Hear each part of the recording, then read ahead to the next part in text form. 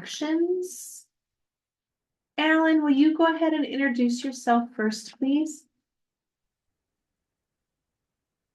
You bet. Hopefully, it'll work here. My window just all of a sudden went really small. Can you hear me?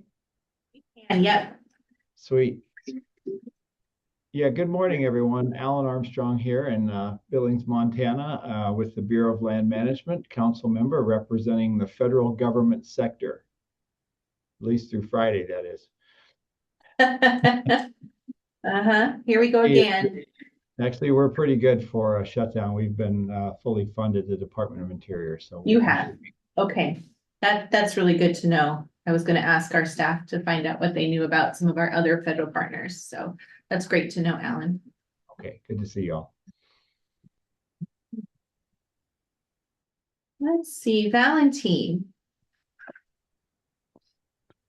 Yeah, good morning, everybody. It's Valentine Hoff at the Fire Center at the University of Montana, representing the Montana University system.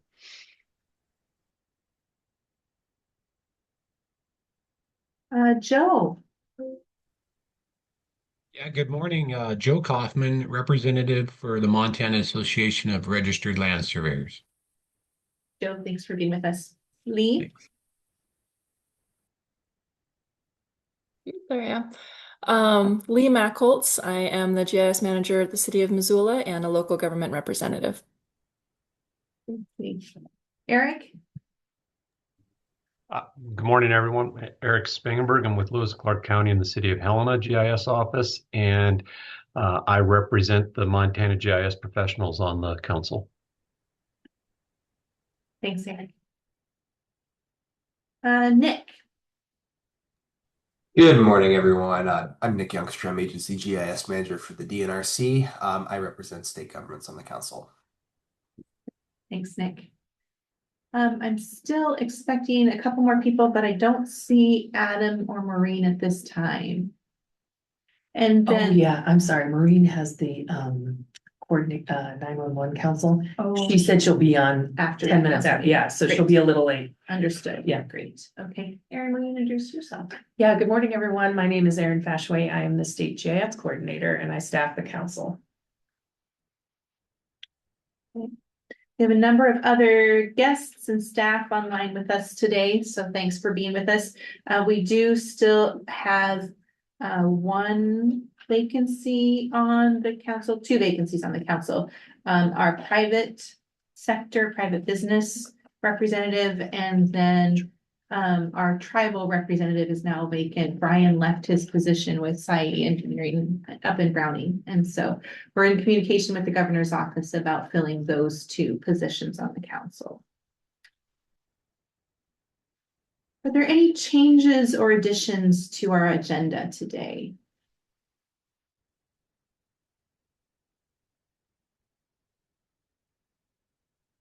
Hearing none, let's move into our business items. The first order of business is approval of the executive summary from September 25th, 2025. Are there any corrections or additions to that executive summary?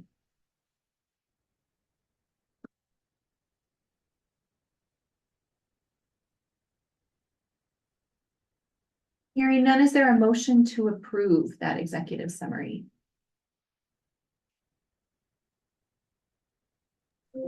I'd make the motion to approve. Are you wanting to approve both or just the September 25th? Just the September 25th. Okay. I move to approve the September 25th executive summary of that meeting. There's a second? I second. Thanks, Lee. Any other discussion? All in favor, say aye. Aye. Aye. Aye. Aye. Any opposed or abstentions? All right. And now I'll ask for a motion to approve the November 14th executive summary. Is there a motion? I move to approve the November 14th executive summary of our meeting.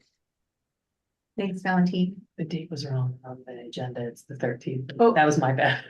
So it's actually November 13th. Aaron just made a note for me. In the agenda for this meeting, we had the date of the executive summary wrong. The date in the executive summary is correct, November 13th.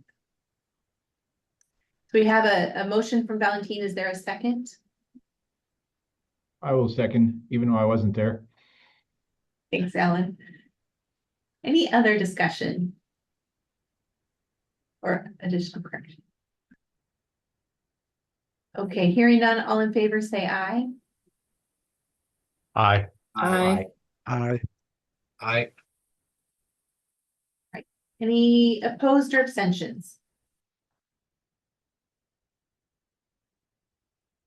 Hearing none, that executive summary is also approved.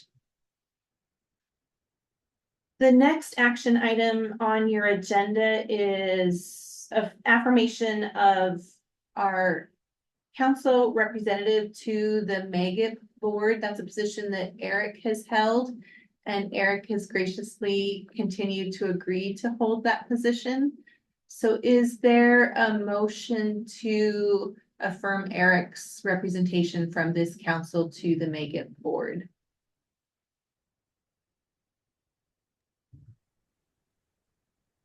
I will move to continue Eric Spangenberg's appointment from our board to the sorry, the MGIAC board. No, from the MGIAC board to the MEGIP board. There we go. Those acronyms. Thanks, Lee. Could Is we have there a him second? sing the, could we have him sing the song first so we make sure he understands, right? Wait, Can I wait, get let a me get some second? music going here. Hold on. What do you want Can to I hear, get a Alan? second? I'll take requests here. So what do you want to hear? The official MGX song we need you to sing. You know, I don't think we've actually, adopted an official song yet. So maybe next meeting. Alan, I'm going to take that as your second. I would second, yes. Thank you. Is there any discussion?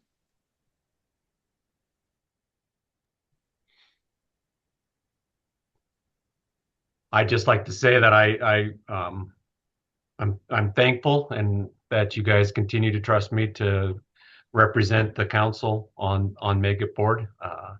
It's always good to be on both sides of the coin here with this being able to bring information from MEGIP back to the council as well. So Thanks, Eric. You've handled this position so ably, and both organizations are doing really good work. And so having that seamless communication, I think, has been a big benefit for all of us. I really appreciate it. thank you. Any other discussion? Any public comment about extending Eric's term as the council representative to the MEGIP board?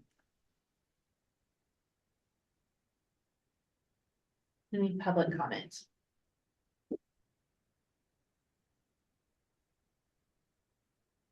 Hearing none, all in favor say aye.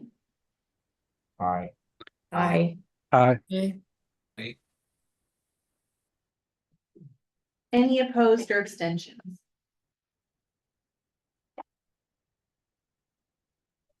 Right. Congratulations, Eric, and thank you again. Thank you. Let me take a moment and welcome Maureen. Maureen, I know you're doing double duty this morning. If you want to go ahead and introduce yourself. Good morning. Yes, I apologize for being late. I was in the 911 joint council meeting. Hello, everybody. I'm Maureen Sealander, and I represent local government on the council. Good morning. Glad to be here. Yeah, it's a busy morning. Michael Pashway is attending the 911 council for us. Yes, and his input was very much appreciated. Thank you. Oh, good. Glad to hear that. Great.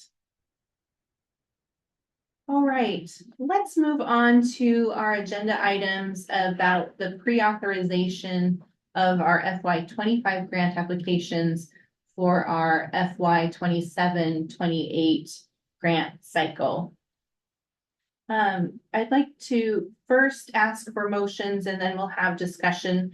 The first motion is to recommend the pre-approved FY25 grants for the FY 27-28 grant cycle. There's a memo in your meeting materials to that effect. So reviewing that agenda, there are 4 grant applications that had been approved in our FY 25 grant cycle that we had to rescind when we were dealing with our financial shortfalls. Based on the action from your November 13th meeting, staff did reach out to those grant recipients and confirmed their interest in continuing to move forward. You can see the adjusted dollar amounts for those grants based on cost increases as well as work that has been concluded. So again, I'm looking for a motion to recommend the pre-approved FY 25 grants for the 27-28 grant cycle. Is there a motion? I will make that motion to accept those grants. Thank you, Maureen. Is there a second? A second. Thank you, Eric. Just a reminder that your recommendation goes to the full State Library Commission at their February 11th meeting. And then once they approve these grants, staff can begin the work to enter into those grant agreements so that they can be ready to start that work when the funding becomes available on July 1. Is there any other discussion? Any questions for staff? Jenny, just a question. I'm sorry, I missed that meeting. So these will be taken out of the 500,000 that we have set aside for the grants committee this year. Is that correct? That's correct, Alan. In recognition of the fact that they had been approved in FY 25. Right. Okay. Just wanted to be sure of that. And then that notes then that leaves the remainder of 370,000. So These were the grants from that FY 25 grant cycle that are aligned with the newly adopted plan, the Geospatial Information Plan that was newly adopted. got it. Yep. Other questions? Discussion?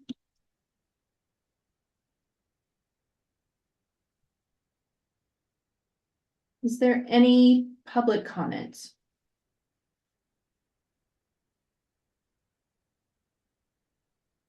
there any public comment?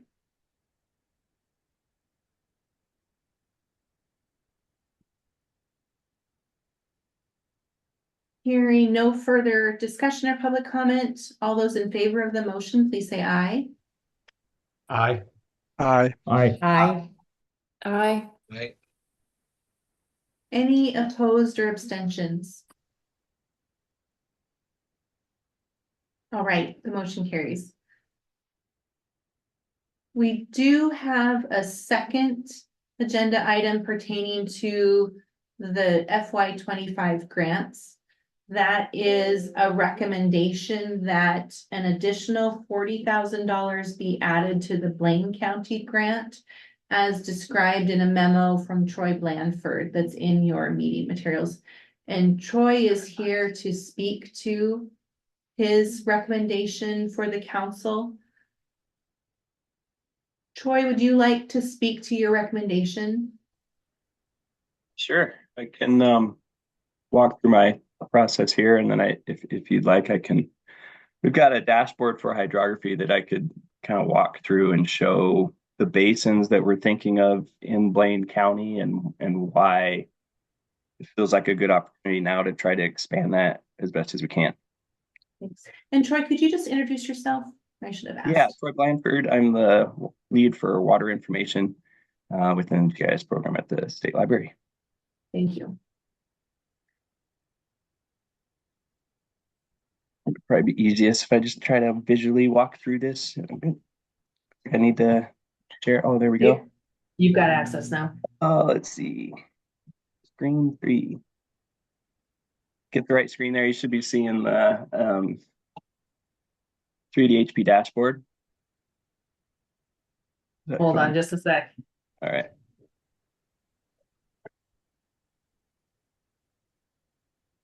All right, try again. How's that? Double click. There you go. Yep, we got it. All right. So the project we're talking about is up in Blaine County. And maybe the first thing I want to point out is last year through the USGS 3DHP, Blaine County proceeded with asking for these 10-digit hydrologic units that you see here in blue. We have not heard back on that yet. And so the reason I point that out is things could change from what I'm talking about. I mean, we really want to see what happens with that. Do we get these ones funded? These are their top priority. So if they don't get funded, then they would pursue these free through the grant program. The money they're asking for now, that approximate $50,000, is these basins here that I'm highlighting. You can see the dollar amount here down in yellow that comes in for the estimate for what Montana partners need to bring, and it's about that $50,000 that they're asking for. What my memo is talking about is USGS prioritizes, they really want to see us going after these 8-digit hucks, which is here, it's the middle milk, it's this thicker blue line. It is one of the larger basins in the state. I think it's about 3,100 square miles. That cost is just out of reach at this point. Like, it's going to need to be a phased project. I think that dollar amount is somewhere around 200,000 on just the partner share, and so the overall thing is closer to 400,000. So the entire basin is out of reach at this point. And so what I look at is, what's a reasonable way to try to chunk that up? And what Blaine County's done is they've looked at upstream of here. You know, I'd really like to split it up. We want everything upstream of that lowest point that's being collected. So that's here, and so it's all these basins. So they've done a good job there of identifying those watersheds that would work within the milk. What I'm eyeing, though, is up north here. This is an 8-digit huck up here. It's a smaller one. It extends into Canada. Through the 3DHP project, Canada is not being included at this point, so it's really just everything south of the border here. So these two hucks. It gets attractive because it's gonna finish out an entire 8-digit to grab these two basins. You see the dollar amount here for partner share is 50,000, but we're going to exclude what's north in Canada, and that's really close to that 40,000 that I asked for in that memo. That's my thought process there. And then there's one additional reason here. If we turn on public land, we can get the right one here.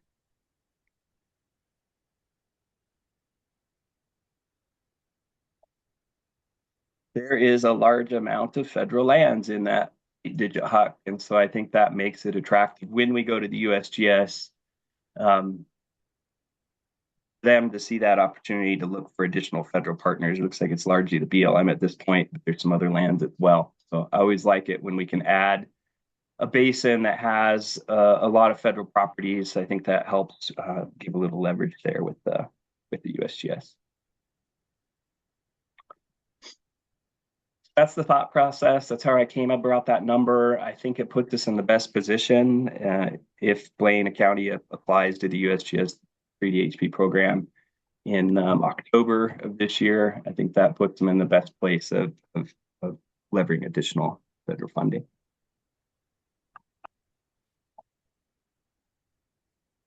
Thanks, Troy. Go back to the page. Right. Are there questions for Troy?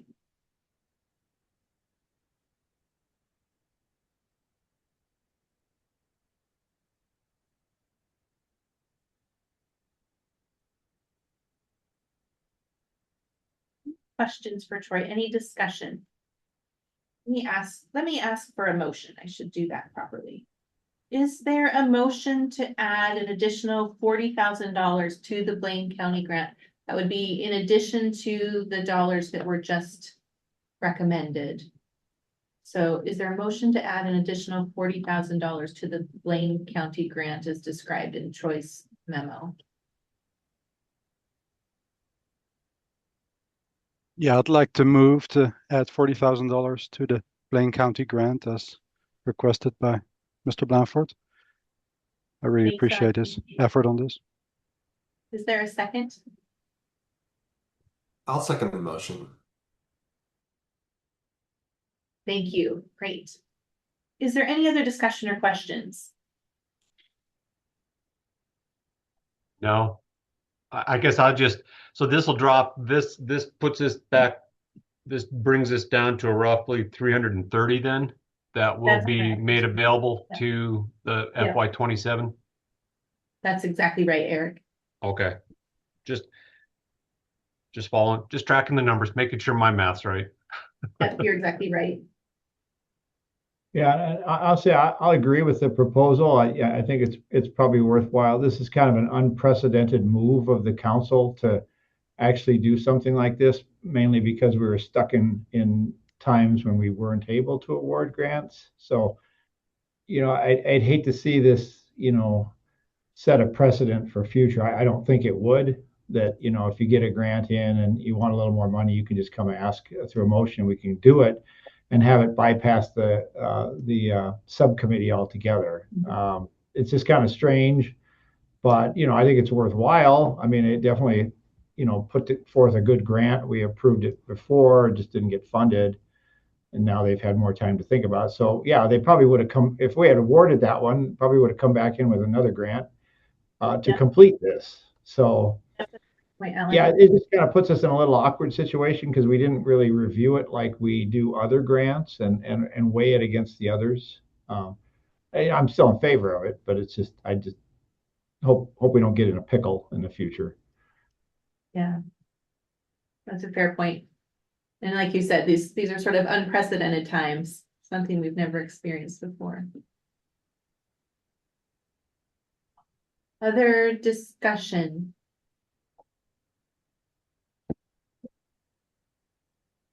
Is there any public comment on the motion to add an additional $40,000 to the Blaine County grant? Is there any public comment?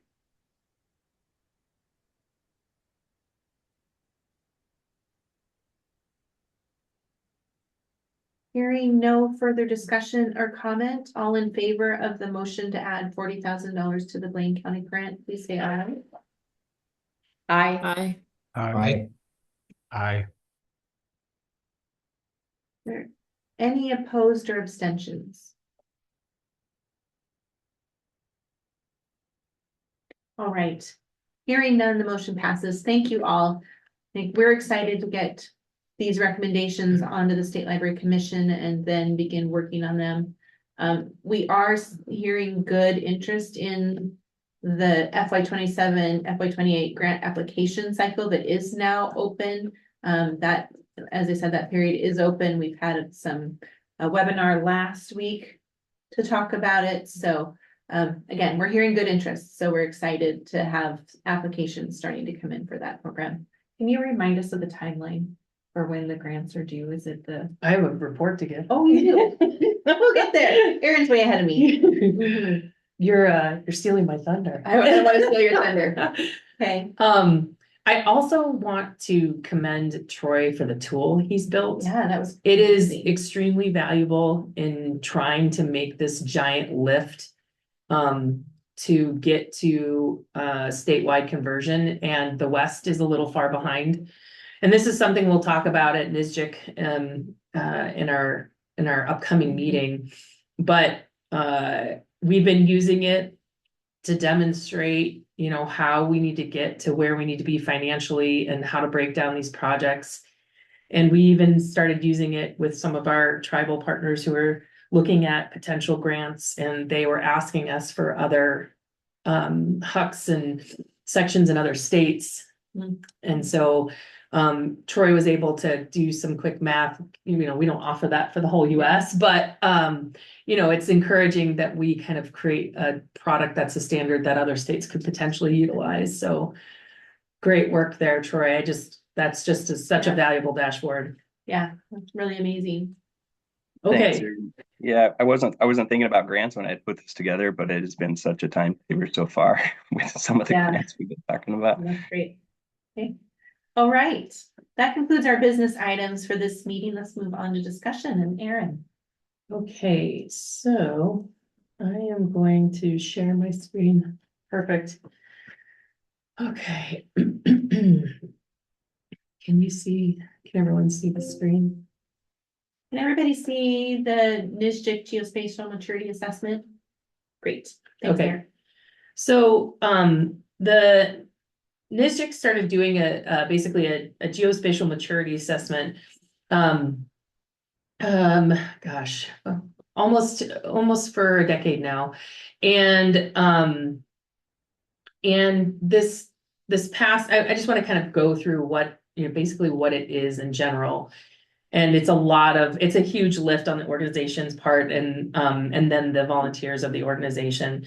But basically it works together to basically summarize the initiatives and the capabilities and issues across and within state government. And so it's in a report card form. It's a giant report. And I know there's not, a ton of time to go through the whole thing, but I recommend that you do attempt to go through it at some point. But I want to highlight, and we've brought this in front of the council in the past. We've got the Montana report card in overall. So this is 2023 I'm highlighting. We received an A in coordination, A- in addresses. Cadastral, we got an A. Elevation, we got a C. Ortho imagery, leaf off, we got an NA because it's not applicable to our state. Transportation, we got a C. Next Gen 911 initiative, we got a B. And then some of these federal led initiatives, we received a B plus in geodetic control, an A in governmental units, which is also administrative boundaries, and then a B in leaf off, leaf on ortho imagery. And if you have been paying attention to this assessment, there's going to be some major changes coming in the second go around. There was a major overhaul, and the survey was expanded greatly. And so some of these grades were based on like maybe 10, 20 questions, and they got expanded to like 60 plus questions. And so it's more in depth, and they're trying to not change things over time, but to continue this move forward. And it's a really in-depth look at how we're doing in some of these key themes. And so we are in the process of going through grades currently. Michael and I both served on theme leads for some of these initiatives. And so one initiative that's not graded was geo-enabled elections. And I served with my counterpart from Minnesota, Allison Slatz, to come up with that summary. And Michael was working on, I think, addressing or next gen. I'm not sure. He's not on right now because he's on it's probably next gen.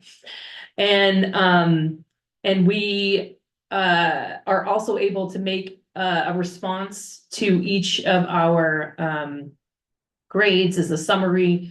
So they give each state an opportunity to say, yeah, we think this grade is spot on, or yeah, we don't think this grade is spot on because of X, Y, and Z. So we are working to address the grades, both as someone who's participated in conducting the survey of states, and then as a state being surveyed and being graded.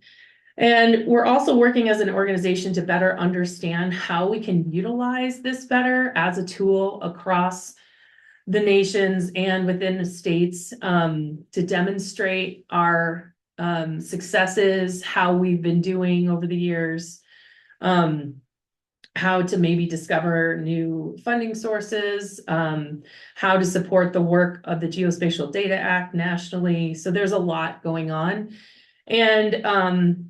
And it's been discussed, and we've been in working groups. There was a working group this past fall in Nashville on how we can use the geospatial maturity assessment more. And there's even been a little bit of talk about how we could then bring it to Montana to emphasize some of the work that we do with our data partners and our local government partners, and how we can integrate maybe similar processes or concepts with the themes that we manage at the Montana State Library.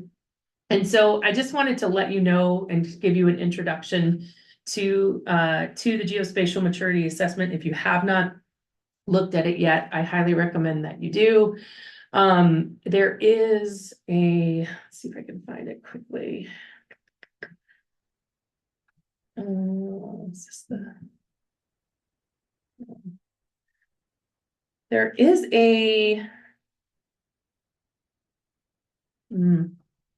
I'm trying to find, oh, here it is. There's a dashboard, of course. There's always got to be a map. And you can actually pick apart how states are doing throughout. So it, kind of gives you everything all at once, gives you a nice visual tool. And you can go through elections, hydro, coordination, addresses at the top. And so I highly recommend that you take a look at it. It's pretty interesting. And so the more, when you click on something, more information is revealed. Let me just go to, I like to do cadastral. I am. We're just. Okay. Yeah, she doesn't have to go. Okay. And so you can dive in. It gives a summary on the bottom. It tells you, how many states on the left-hand side are in their grading or where they're at in grades. And then you can also click on each state individually and get a better understanding of the grade itself. So it's a really interesting tool. And so once I think that they've because they changed the grading system, it added a lot more work, and so they're a couple months behind, but they hope to have a product out, I think, in February or March to be published, and then figure out the best way forward and how to utilize this further and support the efforts of states. So I'll leave it at that and ask for questions. What questions do you have for Aaron? Why are some states white? Because they didn't answer. I was wondering, you just didn't participate? Yeah, we're trying to get 100% for participation this year, and I should scroll over to our friends. Hawaii and Alaska. Other questions for Aaron? Yeah, Aaron, I see that like South Dakota and Nevada, are those just not available at this time, or are they just? Yeah, they didn't participate in the survey. And so what we see and what we've seen across the US is when a GIO or the position that holds that role for NSGIC leaves, it takes a while to fill that position. And so that, I know for a fact that was what happened with Nevada. The person in the position left. South Dakota, I'm not quite sure what went wrong there or why they weren't able to complete it. I do believe there was a change in positions for West Virginia, and New Hampshire, I don't believe has a GIO. And I don't try to see quickly if we can see any of the smaller states. And then there's been a few states where some of the positions have been terminated. So we're trying to watch that for this coming year. And give states more time to complete the survey because it did expand greatly. We know that was pretty rough on some of the states. They just didn't have the time to complete it. But the committee is working hard to try to get 100% achievement. And if there's not a GIO, it makes this task really hard, or a coordinator for that matter. Can you talk a little bit about what you know about how NSGIC uses this tool to advocate for support for development and maybe what you know about how other states use it? Unfortunately, I don't know of many other states that are quite using it yet. I know Massachusetts with Cy Smith, who used to be the CIO or GIO of Oregon. He hopped coasts. And he's starting to use it to try to obtain more funding. Mhm. And it's interesting, people's reactions to grades, because I remember we got a decent grade in imagery. I was like, no, I want a worse grade, because we need to show that we have something to achieve. And I think with this new grading system and the effort that's put towards it, it'll start to get into the nuances of challenges for some of these themes, and it'll start to show where improvement is needed. And therefore, what I think NGIAC is hoping for through advocacy group is to use this as a catalyst to show where the major deficiencies are. And then continue to grade as things change and kind of change. You don't want to change the bar too much, because you want the grades to be somewhat consistent over the years, but there has to be a real deep dive into what's going on with technology, what's going on with policy, to understand what's needed and where we're deficient or proficient, for that matter. And then I think through the work of the advocacy group, they can see where the patterns occur and then start to address those, whether with legislation. There's been talk about amendments to the Geospatial Data Act, working with the National Geospatial Collaborative, which is also known as the NGC. It's a nonprofit that was established by NGIAC, so it could take in more funding, and then help states reach their goals. And so I see it as a tool forward to address the issues and to and potentially hopefully get more funding through the feds. Yeah. Good. So it's really an advocacy tool. Mm-hmm. And I think the hope is, to demonstrate, to show off how you're doing well in certain aspects as a state, but then to also say, hey, we're kind of failing here, and here are the reasons why. And when we look at last year's report card, or 2 years ago, there's no real surprises here.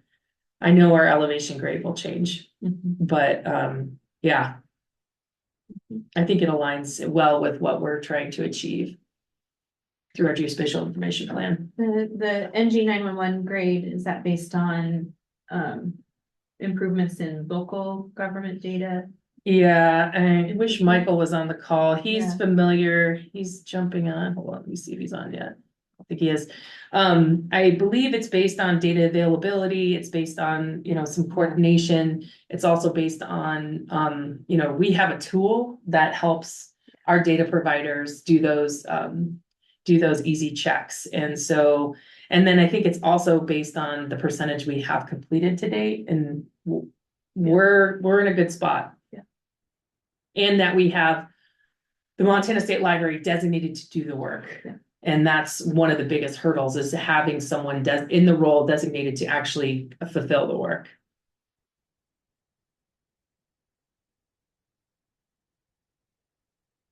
Any other questions? Erin, this is Maureen. So what would you see as the relationship of this assessment to the grants the library gives out inside the state? I think that's a great question. Yeah, for sure. So, Next Gen 911, even though we're doing well, we still have a ways to go, right? And I think we're positioned well to basically support our data providers, local governments, and PSAPs and tribes to get to where they need to be, to get them to whatever we call it, an A status, or that expected high level status of operation, and to get us over the finish line to where Next Gen 911 is fully implemented, and we have a successful workflow that is supported by the MSL tools that we produce and best practices. Same with geo-enabled elections. We're poised well. We're just not there yet in like what I would call maintenance mode. And so I think that we, this helps demonstrate how we are doing as a state. And so a lot of it has to do with coordination, having roles in place, having policy, having statute in place to support it. And then we could take it a step further to better understand how that translates to our data providers, who basically are our important piece of the framework that we need in order to fulfill these specific themes. So if we start to see a lapse or something going on with our data providers, then it's, with the grant program, we'd be able to make adjustments through the prioritization of the geospatial information plan to get us back to whatever deficiency or proficiency that we need to address. Yeah, it seems like this should be a tool that we're using as we're building our geospatial information plans and evaluating our geospatial information plans as a way to evaluate that kind of progress. Good question, Maureen.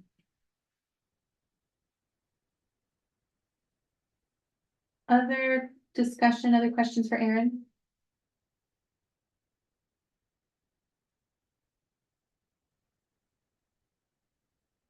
All right. Let's go on to an update about the MGIAC mid-year meeting, which is happening basically in a month. At the end of February, Aaron, Evan, and I will be going to Arlington, Virginia for the MGIAC midwinter meeting. I'll let Aaron talk about kind of the agenda for that meeting in just a minute, but this is an opportunity for us to then spend some time advocating with our congressional delegation in Washington, D.C. Speaking of advocacy, so we will be meeting, we have meetings scheduled with Representative Zinke's office, Senator Daines's office. We know that we're meeting directly with Senator Sheehy for the first time. We'll also be attending the Montana Coffee Hours on Wednesday when we're there. And next we'll be scheduling a meeting with Representative Downing's office. In the past, Representative Zinke's office has been very receptive and appreciative of those meetings. And so we're really looking forward to continuing to build that relationship with his team. Met with Senator Daines's staff before. Of course, we'll have the opportunity to really start fresh in our relationship building with Senator Sheehy and Representative Downing's office. So these meetings will be really about educating those members of Congress and their staffers about the role of the Montana State Library, the GIS coordination work that we do, information about the data that we maintain that's available for them for their own policy analysis work. We want to present ourselves as a resource for all of them. And then in particular, we want to talk about the importance of 3D and where that program is going and the how expensive it is for states like Montana, the great coordination work that we're doing, and the opportunities for some federal partnership and support to help promote that effort. So I'm really looking forward to the opportunity to go and meet with these offices and talk to them about this work and just spend time in that area with our colleagues, talking about how we can better advocate at the federal level to continue to support this important work.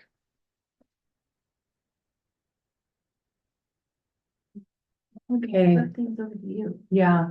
So we're doing things a little differently this year with the mid-year meeting, trying to go back to more of a working session.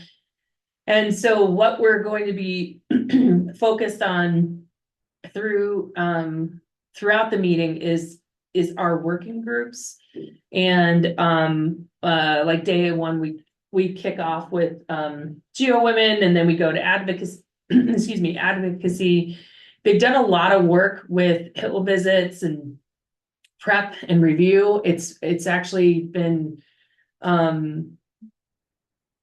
really educational, and some of the folks that they've brought in to help train us on how to work with our counterparts and how to be succinct in our messages and help us with messaging. And so there's some training there that we're going to be, or we have received and will continue to get support from. And then we have time in the schedule on Tuesday that will allow us to basically everybody takes time to go meet with their counterparts and then for those folks that might not be approved to meet with counterparts, they have the opportunity to partner with another state. So in years past, we've brought other states with us. Last or 2 years ago, we brought Heidi Martin from Wyoming, and she went as a private citizen. And so it's just a really good opportunity because it could be a very intimidating process. This will be my third or fourth time now. And so I feel a lot more comfortable with it. And we've said yes to taking another state with us this year. Hopefully it'll work out. And then I don't know, it's not funny, but like Wednesday is Fed Day. And you know, right now it's like so up in the air, but that since we're in DC, that's when we're focusing on our work with the feds and getting that hopefully those high level officials to come over and have discussions with us. I mean, they're invited for the entire event, but that day is focused strictly on feds. And so I'm looking forward to this event. I'm looking forward to the time we're going to spend with our constituencies. And I'm also going to attempt to set up some meetings on Thursday or Friday to do some tours of some facilities I've never been to, some federal facilities. Hopefully, depending on what's happening in DC. And then, but then we also have NACO, National Counties Association, and National League of Cities that, you know, we've partnered with over the years and has invited us to their offices. And I think it'd be a good opportunity for us to meet with some of those folks as well. That's it. All right, any questions, feedback for us? We've as you'll see when we look at the budget, sort of overspent the council budget this year. We had great opportunity to send a couple of people to the NGIAC annual conference earlier this fiscal year. So hopefully next year, as revenues continue to improve, it'll be an opportunity for us to send council members to NGIAC mid-year, especially when there's opportunities to go to DC and do some of that advocacy work. I know the congressional delegation really appreciates from hearing from people in the state about the direct impact of this work. I'm really excited, looking forward to having the opportunity. I know Evan is with us. Evan, I didn't know if there's anything you wanted to add about the NGIAC meeting. I can't think of anything, but looking forward to it. Any other questions for Aaron or me? Or Evan. Evan.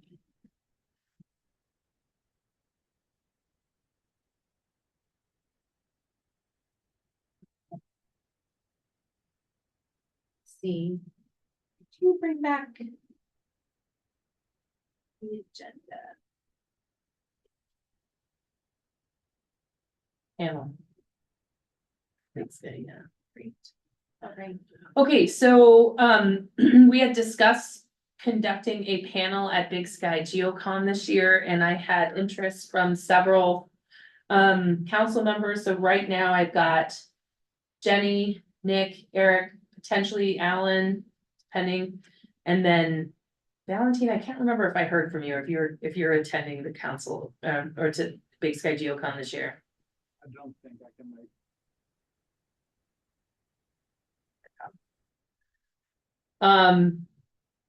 So we've done panels in years past, and so we had it submitted. We'll work around your schedule to make sure that we can. I think it's Wednesday.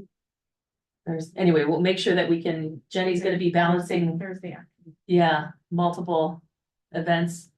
And so I'll probably just reach out to you that for those of you that said you were able to join us, and then we can start to discuss what curate some questions and see how we want to move forward with this panel But yeah, Yeah. just, That's it's been submitted. cool. I was sort of thinking maybe like,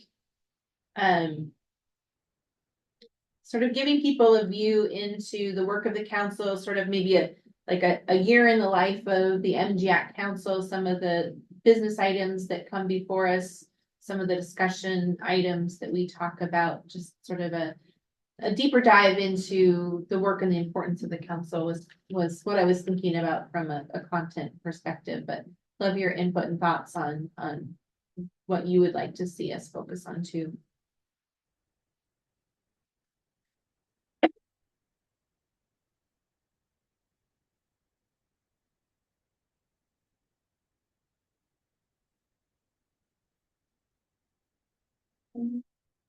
All right, the next item is a presentation from Deepti Kochar.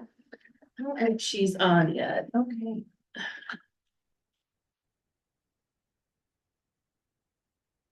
She is not. Let me check something. Troy, did you want to wait for Michael, or can you jump into your governance, the improved geospatial value update while I I'd be check good to go, the detail? Aaron. Yeah, that'd be fine. Okay. Okay, thanks, Troy.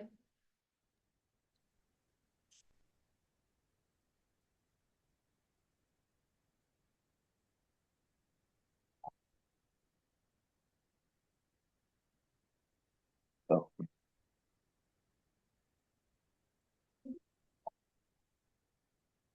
Got my slideshow popping up on the run screen. 1 second. There we go.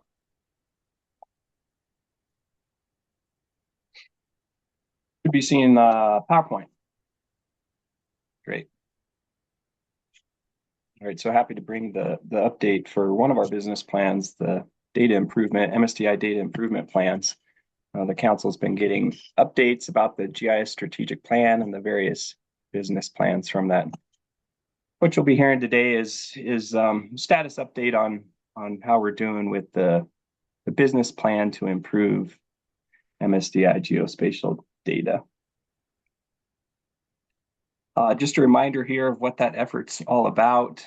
So the GIS strategic plan was published, and one of the business plans in there is to improve geospatial data value. So looking at each MSDI themes, what are some things that we can improve, what's working well, where do we need improvements?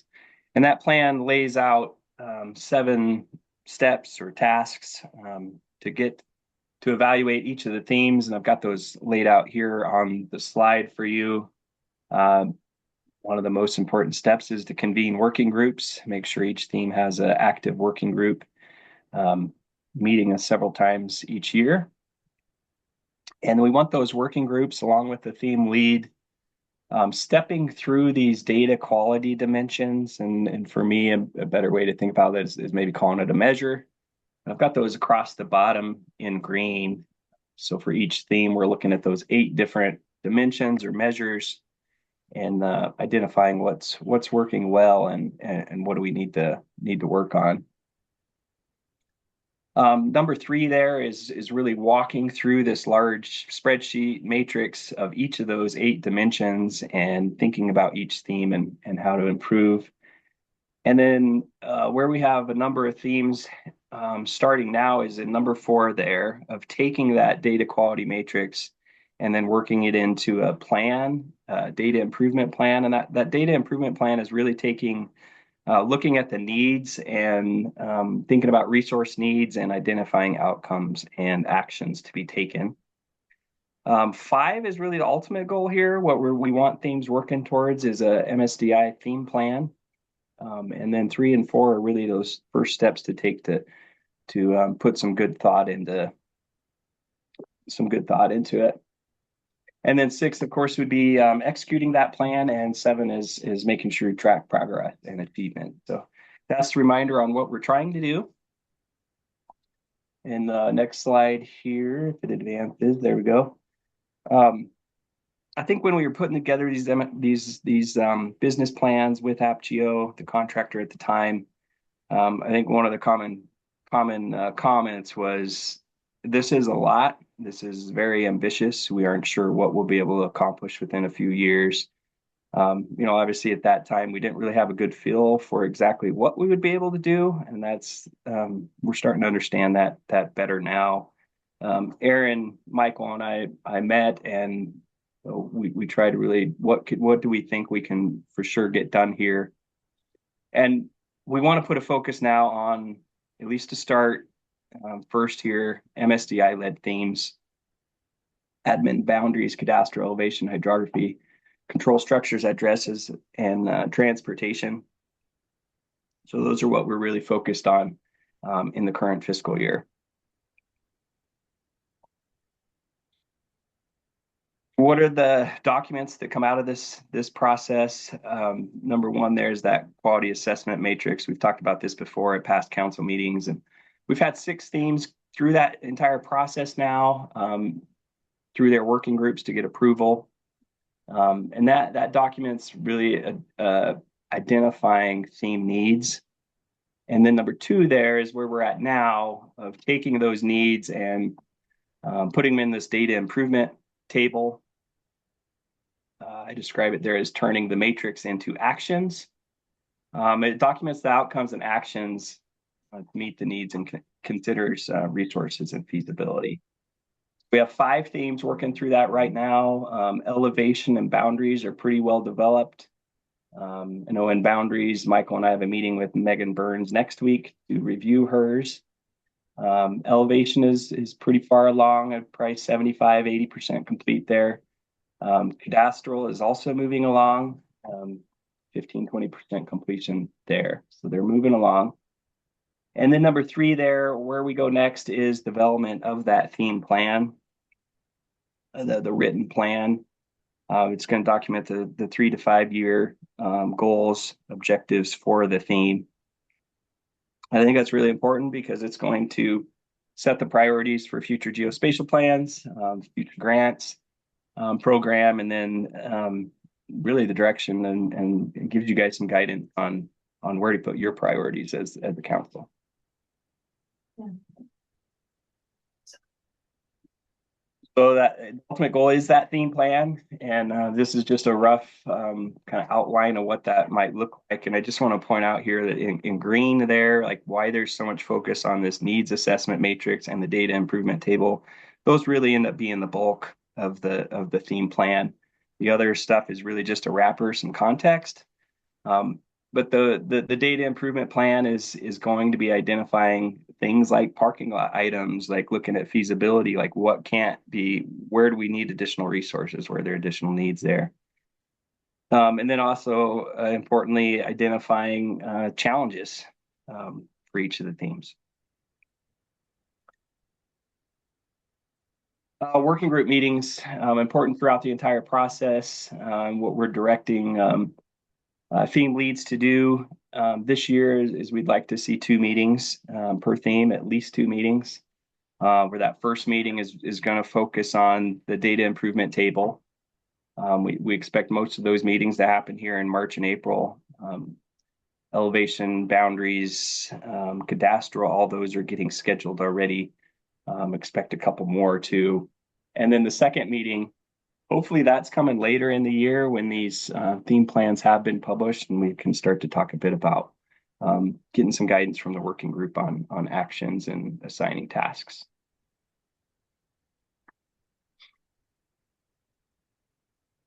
Looking at the schedule, this is where we think we're at. So right now, January through April, themes are working on completing that data improvement table, and then importantly reviewing those with their working groups. At the April council meeting, we expect to give another status update for you all. The theme plan writing would likely start in the April to July timeframe. We do have a number of these themes in the larger state library work plan, and so we're planning to really target having these ready by the start of next fiscal year. Those plans will go through review with the public, so we'll post them for public comment, incorporate that feedback and finalize, and we hope at the September meeting, that September council meeting, we'll be seeking action from the council to approve those plans.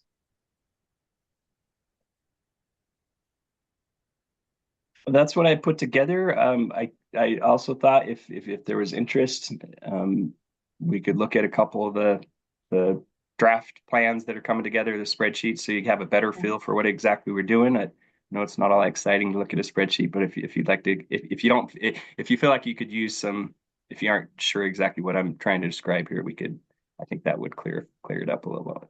Yeah, sure. I would appreciate that. I think what Sure. what you have outlined really resonates with me. It's very logical. I can really see the value for our planning purposes, and then seeing that applied, I think is really helpful. Let me do that. Let me see if I can get this spreadsheet to share. Or is it already? Are you already looking at the spreadsheet? I can see it. I Yeah. see the elevation data Okay, yeah, improvement. let me zoom in a little bit here. So just at the top here, we're talking about elevation, and we are looking at all the related products and like sub themes as well, and that comes into play with a number of our themes. Elevation, boundaries, cadastral all have really multiple sub themes under them. So we're trying to look at all that. And then we'll create kind of a 5-year, what the summary of the 5-year goals. It's really this table written out in kind of a narrative form. So we're looking at both at 5-year goals and then also near-term goals, less than 5 years, next 1 to 3. And just an example here, maybe these first top 2 rows, if I could zoom in here a little bit better for you.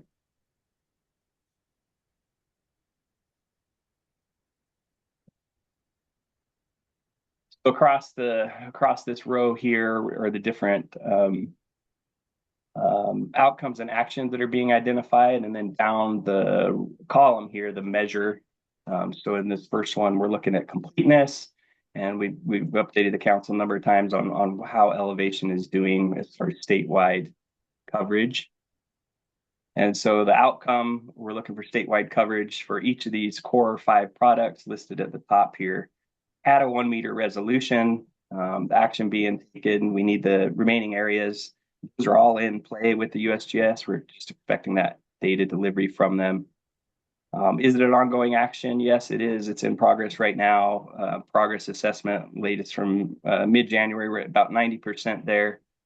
Once we have that data, what's the level of effort we're looking at from staff? We're estimating about 120 hours there to finish that last delivery up and get it in the statewide collection. Is external support needed? No, I think we've got what we need in place right now as far as staff goes. We also got to think about infrastructure.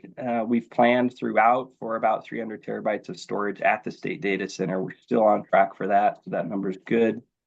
And then there's current activity right now with plans to transfer and move to the cloud environment. So that's another consideration within infrastructure and feasibility. We do expect it to be achieved in 2026. So that's an example of something that's happening right now as kind of the short-term goals. Looking at longer-term goal here, an example, this one under timeliness. One of the things we found with LiDAR is users don't know exactly when the LiDAR was collected. The metadata gives a rough collected this month, this year, but through the point cloud files, you can actually get down to the day or the week, and so we've been working on that. So long-term users have access to metadata that describes the span of time over which the LiDAR was collected. The actions there is to create metadata capability map, a feature class of collection dates online that people can look at. It's ongoing right now. Progress assessment, about 40%. Level of effort, staff time to complete, 240 hours. And we don't have any external needs. We don't need contracting, anything like that. We feel like the infrastructure to get it done is in place. And as far as achievability, I think it's achievable, at least at a project level or a county level. Doing it complete for the whole state, we aren't sure yet. So there's a couple examples from elevation of what we're trying to do here. And, there's some 50 records in here of outcomes and actions that we're trying to work with. And a lot of this is about finding ways to prioritize that and what can we accomplish over the next several years. Great.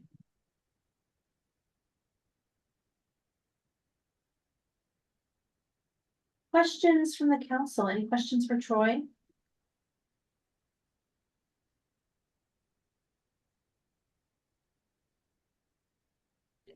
I'll just say good quality work never gets old.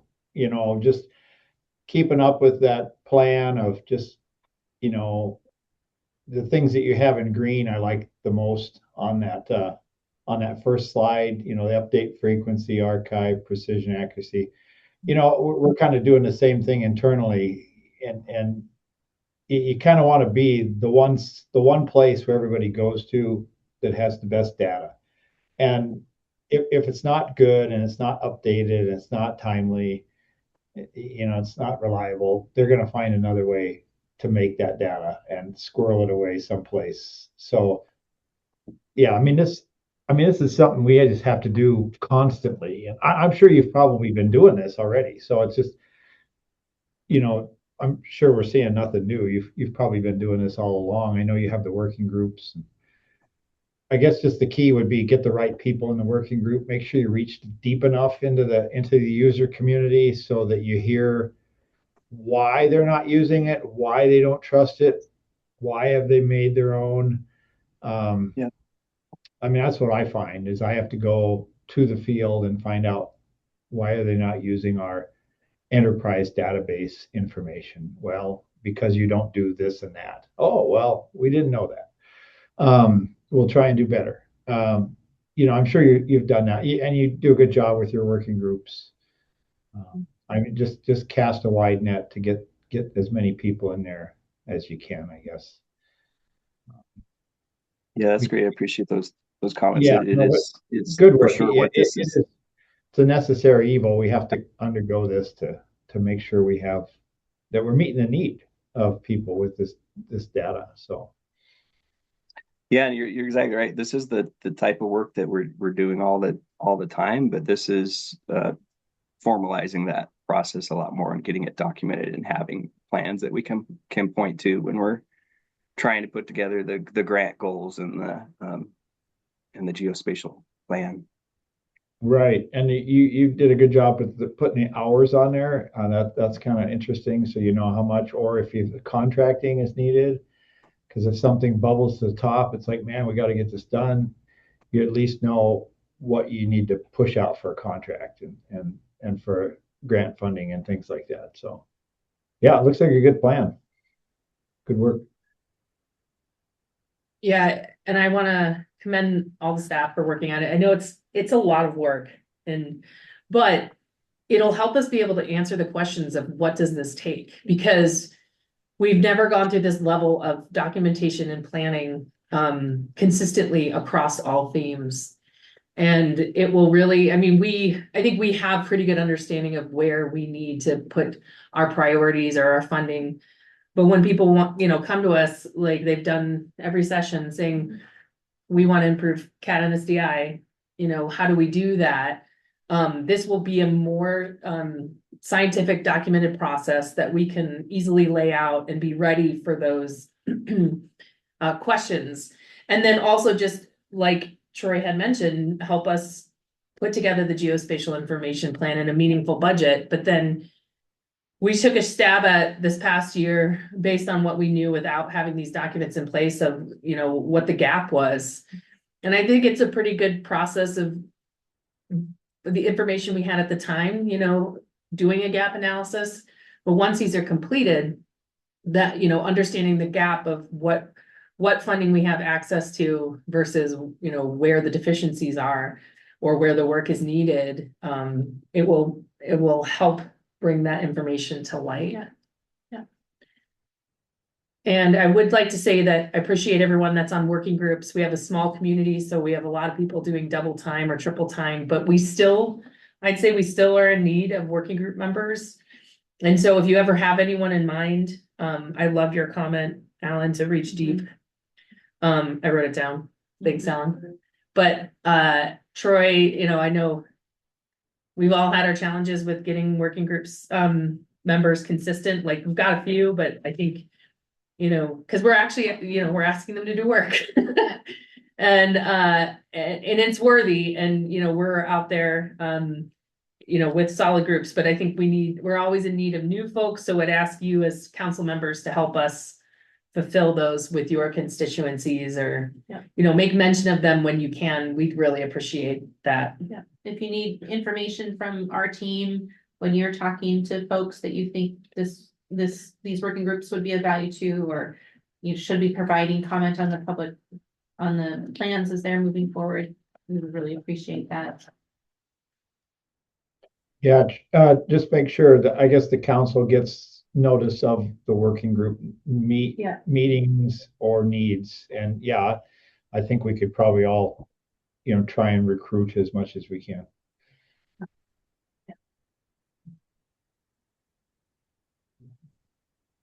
Other discussion, other feedback?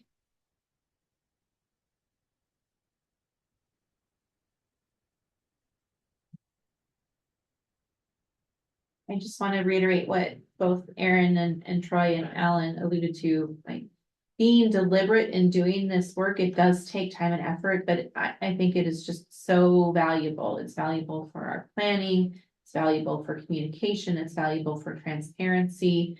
It's valuable for being future focused and helping us be ready when that next opportunity comes with really good information about what next steps we might be able to take when the next, federal grant program comes along or a legislative ask comes along. So I think the work and the time is really, really well spent, and your input will make it that much more valuable, and input from the community. So thanks.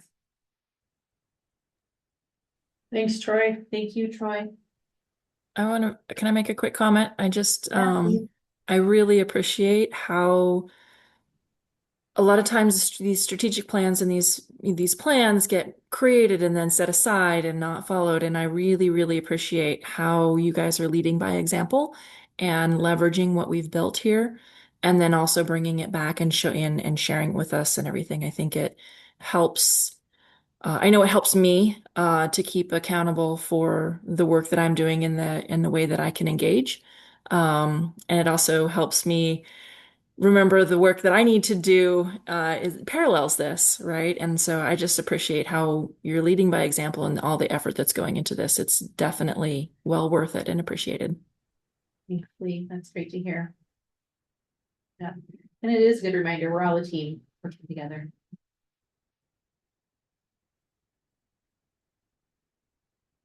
Any other discussion?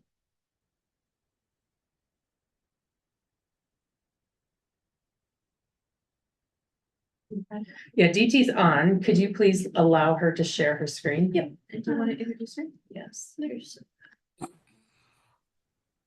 Good morning, DT. Morning. Afternoon. Yes, it just turned afternoon for us. So. Yeah. DT Kochar works for Esri, and she is a specialist in geospatial governance. And she, gosh, I met her a few years ago with Megan Compton in Indiana at the GIS Manager Summit at the Esri UC, and she was, I think, working with Indiana at the time, and made that connection with her then, and then know a few of my other counterparts in other states had worked with her. And Matt Trevich was blown away by your presentation at the Esri UC a few years ago. And so then we all kind of were following you with all the governance work that we're doing as a part of our strategic planning process. And so I was able to get her to come to Montana in October and take our state GIS managers forum through a governance activity. And we talked about it a little at the November meeting, and we were able to invite Eric Spangenberg, because he's local, to come and join us, because we wanted a council member to kind of be there and understand some of the things that we had we as a state have challenges on. And then I think Nick was just appointed, so he had just kind of come in that position. And so DT is here to give an overview of the findings that we had gone through as a GIS managers forum. And then the next steps for the managers forum is, basically try to figure out how we want to move forward. So I will let you take it away, Deepti. Yeah, thank you. Can you guys? Deepti, I apologize for interrupting you. I just wanted to make sure everybody knows who the GIS Managers Forum is. Oh, yeah. Why don't you just? Yeah, the GIS Managers Forum, or we also call it the GIS Community of Interest, is a group of state employees, whether they're a GIS manager or just the representative, acting in some sort of coordination role for GIS activities, sometimes revolving around software. We meet, we've been meeting for almost probably, I don't know, 15 years since Stu was on board. And we've been meeting monthly or every other month to discuss kind of high level issues and try to collaborate when possible. And sometimes it's very tech focused or very contract focused. And we're trying to move forward to, bring about more change through our one voice. And we wanted to tackle governance. But we also are tackling accessibility, which we'll talk about later. Yeah. Okay. Thank you, Deepti. Yeah, thanks for that intro and appreciate it. So you guys, so you're aware, we had this workshop and I'll walk you through the whole thing, what we went through. So just to present to you what our findings were also and some of our roadmap recommendation from that. So quickly, this is what I'm going to cover today in our presentation. We're going to provide you with an overview of our process, what we went through, highlights what operating models are, and then challenges and strategies we found during our workshop, and then governance structure and operating model we are recommending, and some governance initiative roadmap that we're suggesting to take on for state of Montana for geospatial. So this is, I'll share the slides afterwards, so they should be available to you guys. Thank you. Okay, so we did this workshop, 17 state agencies participated in this workshop, and the objective was to really understand the current state and the future state of governance, geospatial governance at the state of Montana. So that was our main objectives, and make sure that everybody's participation was very key. So we had all these agencies represented in this workshop that we had. It was a one-day workshop in October. The journey we went through was we wanted to identify the strengths and challenges with the current geospatial governance. We wanted to unify on, and the agencies wanted to unify on a common goals of what they wanted to achieve, and identify a GIS governance committee framework that would help support that governance structure in the organization going forward. And then also prioritize key governance initiatives that should be taken on by you guys as a whole from state of Montana, from the agencies, and really create out a governance structure that is both flexible, efficient, and optimized to meet your leadership's goals, right? The GIS leaders in the different departments or agencies. We had a quick kickoff. After that, we did a remote operational state rapid assessment survey. After that, we went in a deeper dive, in which we did in an in-person workshop. And then we worked on developing this presentation and a roadmap for the organization, which was presented back in December to them, but I'm just presenting an abbreviated version of it today. Okay. All right. So what are operating models for organizations? Different organizations work in lots of different ways, and there are 4 different key operating models that usually we see in organizations right now. A centralized model where everything is in a central team and they manage everything, with all the GIS capabilities, staff, systems, everything. Then another model is a hybrid model where some things are managed centrally and then others can be distributed in other agencies. And this seems to be a very common emerging pattern, very popular lately with all organizations, whether they're state governments, whether they're utility organizations, and even federal government right now. And it seems to be very popular even with the private sector at this time, just because it helps optimize resource and resource use much better. Another model that is coming up, which also is very popular, is federated operating model. This is more popular when organizations are managed through a central entity, but they have offices distributed globally.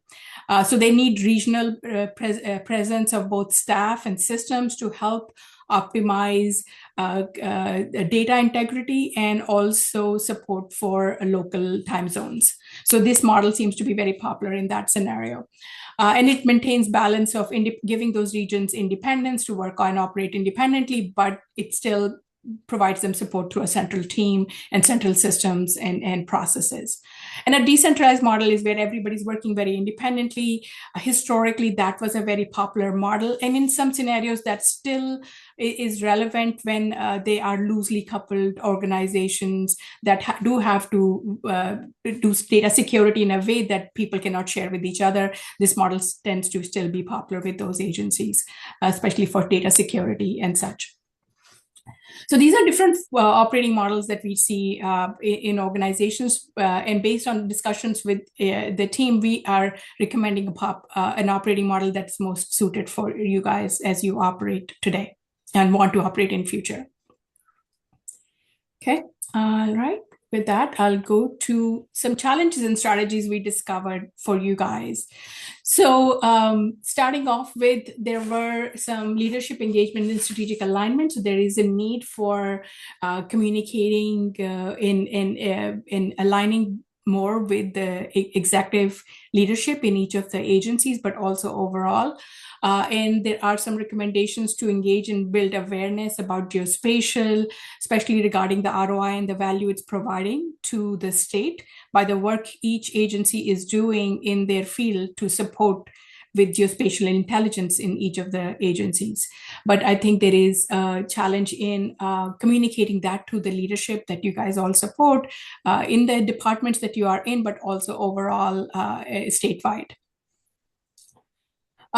Another thing that we did find was that their governance policies are not consistent across all agencies. Every agency has different policies and processes and standards that they're following, which is creating a lot of challenges for you guys, as there is duplication of work, or when data is shared from one agency to another, they do have to see what process they used, how are they bringing that data in, what was the standards they used or policies they have in place. And then that creates when you're doing especially data sharing, it creates redundant work for the agencies.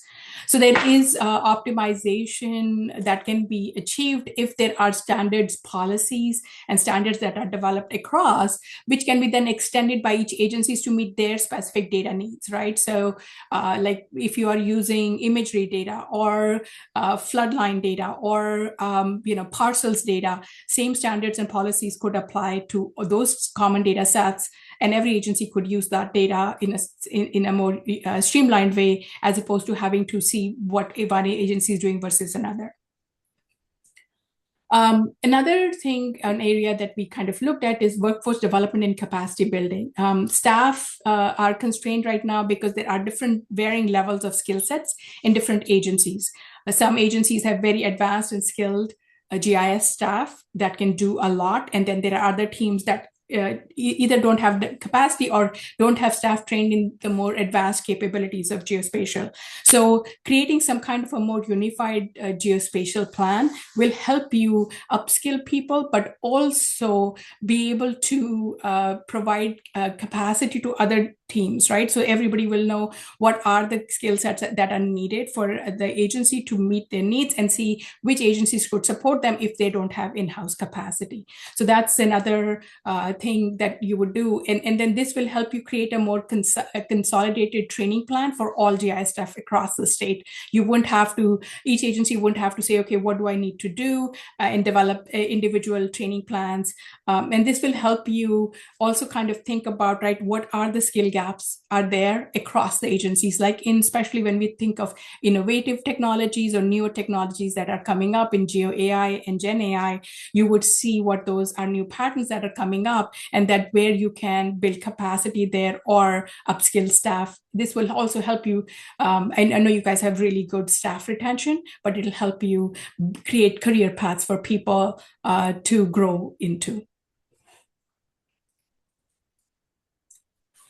Two other areas where we kind of assessed on for challenges was data and technology modernization. Right now, there are challenges with data sharing across the agencies. Each agencies are managing and maintaining data in the systems that they are using. And if there are data sharing that needs to be done, there are no smooth way to do that data sharing right now, as there is no shared platform that's available right now. And then security policies are not consistent or are not known across the agency. So that also creates challenges with how you're going to share data or apps or have a common platform for working, collaborating together, which is a goal for future for you guys, right? How do you guys work and share resources, both for data and staff?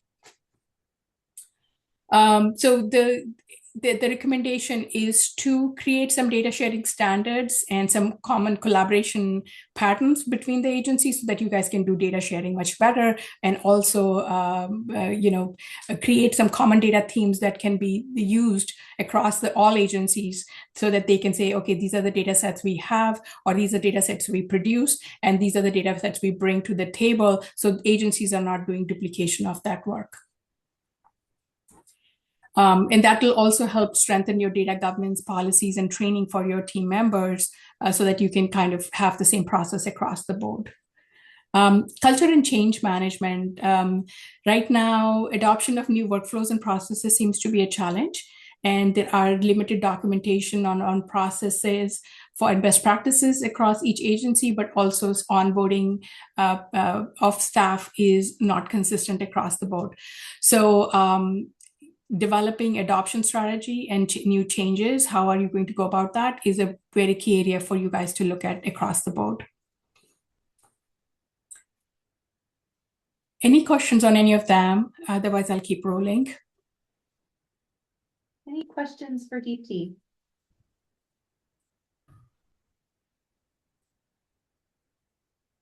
Okay, I'll keep moving then. All right, so the next thing was we were looking at the governance structure and operating model, how it is and what future state would be. So the organizational governance structure, typically we see a very formal structure, but you guys are independent agencies, and we do recognize how that you do need to work and operate under each agency flag in that capacity, but continue to collaborate together. So we do recognize that, and I think that's the main objective that you guys have laid out for yourself, is how do you collaborate better as independent agencies? So the main objective that all the leaders from the agencies identified was to leverage geospatial technology to enhance departmental collaboration and operational efficiency, and improve decision-making and drive innovation across the state of Montana for geospatial. Also align on standards across the state departments and innovate to support new technologies for process improvement across departments. So those are the main objectives. This will help you scale use of geospatial technology in each of your individual agencies, but also across the state. So that was the main objective that all the leaders have identified that they want to do. So with that in mind, we kind of reviewed this standard structure that we see for governance, and said, how can we adapt that for how you guys operate today and how you want to operate in future? Okay. So the current governance structure is a very loosely coupled GIS managers forum, where the leaders from each agency are meeting and discussing, and then they have some executive council that was there, but it is currently not functioning. So, and then they have an ITSD team that they do partner with, but there is not a formal structure to collaborate and partner across these different entities right now. So the recommended state or the proposed future state for governance is creating a GIS manager steering committee, which is a little bit more formalized, that will define standards, identify best practices for data and web and policies, and review policy implementation across the state. And then also collaborate with your executive council in review and approval of budget, and also a review and approval of priorities across the state. They would have the ability to work with steering committees in each of the departments to ensure that whatever standards are established by the central committee can be adopted by each of those agencies individually. And they would also set up technical working groups that are set up to define, these key initiatives, like maybe the 508 compliance or AI or innovation and modernization initiative that you might take on. And those ad hoc technical working groups can be established by this committee to ensure that they are, innovating, modernizing, and also staying aligned on key topics such as infrastructure, resource sharing, and best practices and standards. This would provide you guys with establishing a more integrated and strategically aligned governance model that strengthens oversight and enables consistent statewide geospatial decision making. And it will also create clear governance tiers with executive council, GIS managers, and specialized technical working group. And it will also increase your cross-agency collaboration, both on the steering level, but also on the technical level, where your technical working groups will have representation from each of those agencies, but also at the steering committee having representation from each of those agencies. This will also allow you to scale and innovate by having those technical working groups identifying the priorities that the all of state could take on. Any questions on the structure? Otherwise, I'll keep rolling. Did you go back one slide, Deepti? Just Yeah. I didn't quite get to look through all of that.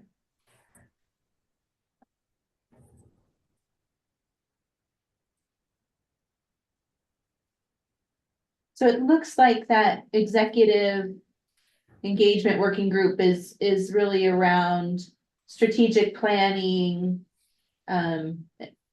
probably some advocacy work. Yes. That kind of leadership level. Yes, that's correct.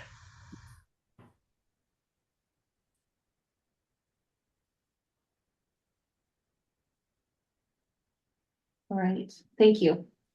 Sure. And if we need to evolve or change this based on suggestions from the overall, we are happy to discuss that further with you guys if you think that there should be something else that should be set up. Great. Yeah. All right. So with that, how would the operations work? So we looked at, there are different domains dimensions we look at from operating perspective. And in the future state recommended, how the agencies want to work together is they want to have a mix of a hybrid and federated model for the work that they do. They want to have hybrid staff resource where there are some central experts in each department, but they can share with each other on those expertise, similar with capabilities and skills. Maybe more hybrid systems implementation and data management being more federated, where people are able to share data with each other, and defining governance together collaboratively, and then adopting more by each agency as they see fit, and then in more internal engagement and innovation agility, where they are working together on the innovative ideas to take forward. So each agency may come up with the idea, but they can have access to central resources, but also skill set to expand what they're able to do with their work. This is not new, and we actually are seeing this happen a lot more because with the AI transformation, the innovation agility seems to be front and center for many organizations right now. And this is a more larger scale initiative. So agencies need more capacity to do something like that, as opposed to in previous years where it was just modernization of existing system or adding of new workflows. Yeah. So what we are really suggesting for you guys to have a blend of a hybrid with elements of federated operating model, which is being suggested for you guys to take on. It combines, centralized and decentralized governance structure. It also promotes collaboration through these across agencies with these technical working groups, and also the steering committee, which provide direction and prioritize initiatives. And enhance standards sharing and best practices definition across. So there are a lot more benefits to it, how we would set this up for you guys, which will enable better collaboration across the agencies.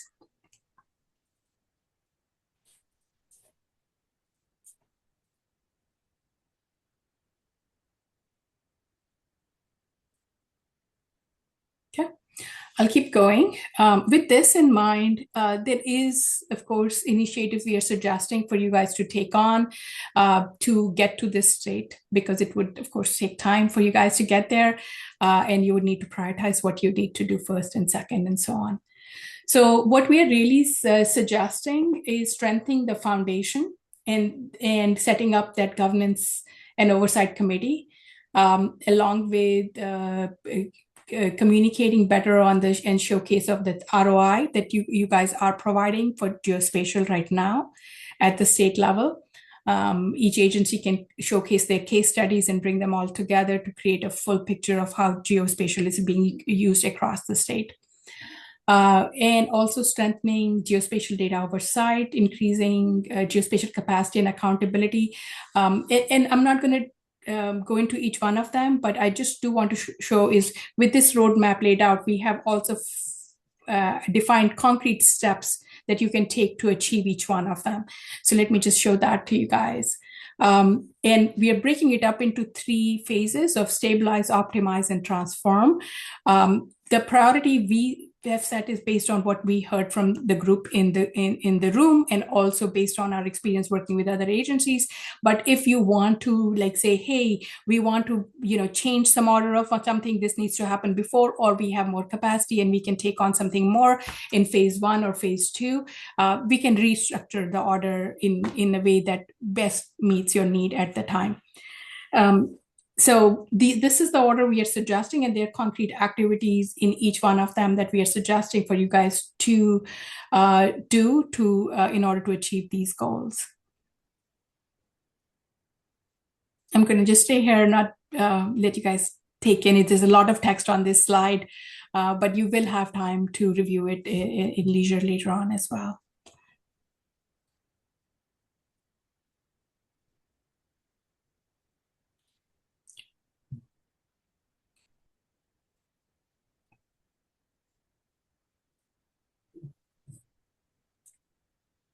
The main goal is to really bring you guys together through that oversight committee, define some success metrics, and then build capacity.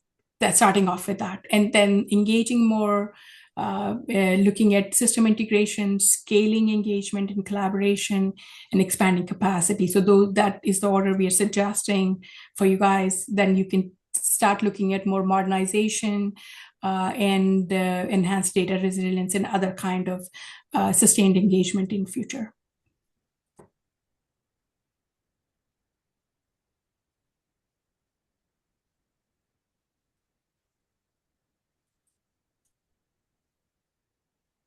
Any thoughts from the group? Well, just looking at the priorities, it looks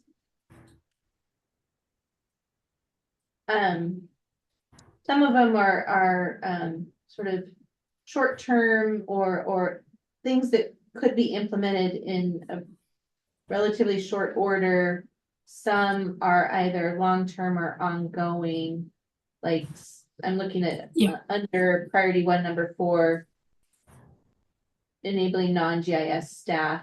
empower a broader workforce. Yeah. That, that's something that I don't see a lot. Well, certainly there's some dependencies, but that's something that is an ongoing effort rather than a short-term one and done kind of effort. Yeah, so there are two-way phases to it. You're absolutely right. One would be to understand how you want to build capacity for the non-GIS staff, right? What do you want non-GIS staff to be able to do?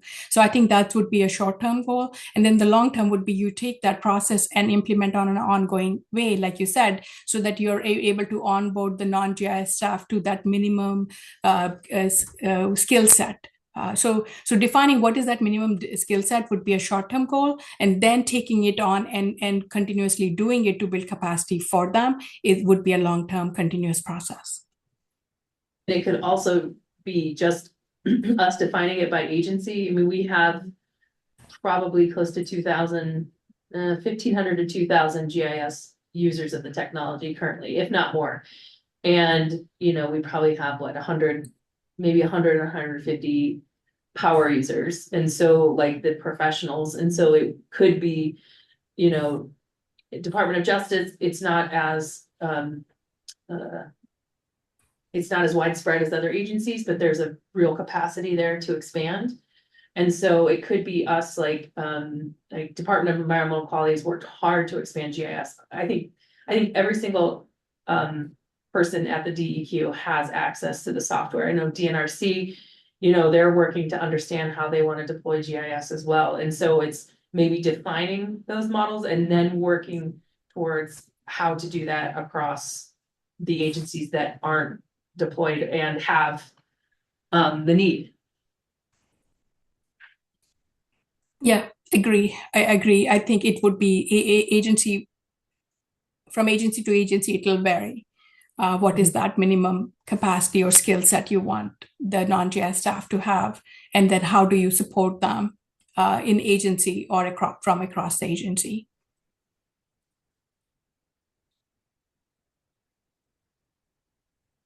But you're right, some of them would need a minimum definition of what it is that you want to achieve in that task. And then the other long-term would be like an ongoing process.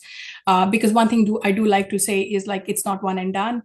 You will go back and say, okay, did it work? And revisit in like a year and say, yes, this didn't work, we need to adapt it. So I don't consider it as like a linear process. I do see it as a more sort of cyclical process where you would define these, identify what is working, what's not working, and how do you adapt to meet those changes. Sometimes it's just going through the inventory itself will expose a lot, because the one measure we can use currently to define quickly, if someone were to ask me officially how many GIS users are we in the state, is just software based alone. Yeah. And so with software models changing, those numbers were a little more cloudy. Now they'll be a little more concrete. And then, with what happens in summers or field seasons, which is typically in the summer, it kind of balloons. Yeah. And so I think it would be great for us to better define that. Because then it also enables us the ability to predict software costs. Yeah. That's just one reason. Yeah. Yeah. I'd be interested in hearing, Nick, from your perspective from the DNRC. I think most of the managers after the meeting in December were like, well, it says what we think it should say, but it was, everyone's in the digest mode right now. Right. It's a lot. Yeah, Aaron, I think that's an accurate assessment of kind of where everybody's mind was after that meeting. I think, we were all, and I'm speaking for the other agency managers here, but I think we were all pretty happy with the outcome and what the roadmap looks like. I agree. There's kind of a tiered approach here. Some of this will be relatively low-hanging fruit that we can, as a state community, start addressing fairly quickly. Others will be kind of thornier long-term issues that we'll just have to iteratively work on and kind of review over time. But and I can't speak for the other agencies, but at DNRC at least we're fairly low on the governance adoption curve. Most of our most of our process and governance we do have in place is fairly ad hoc, and not all of it is very formalized yet. And so even starting at that kind of baseline level, I think we'll really quickly make some serious momentum forward there. So I'm pretty excited about where this is headed, and think there's a real opportunity for us to collaborate across the state to implement some baseline standards across the agencies.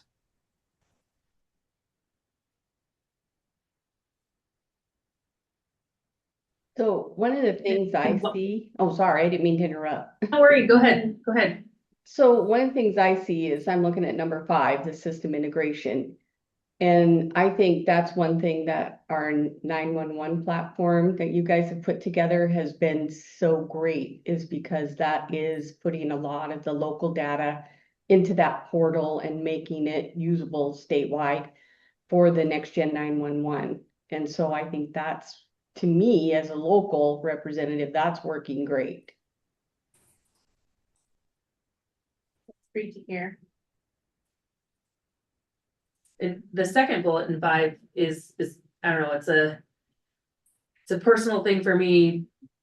I heard I think it was the Massachusetts CIO probably like 8 years ago give a presentation, and it's what we've been working towards with ServiceNow and having basically one-stop shopping for most state services, making it easier to discover, because I don't know, this woman, the CIO from Massachusetts, it's just made so much sense, because it shouldn't be on a user looking for data to try to understand what agency it's coming from.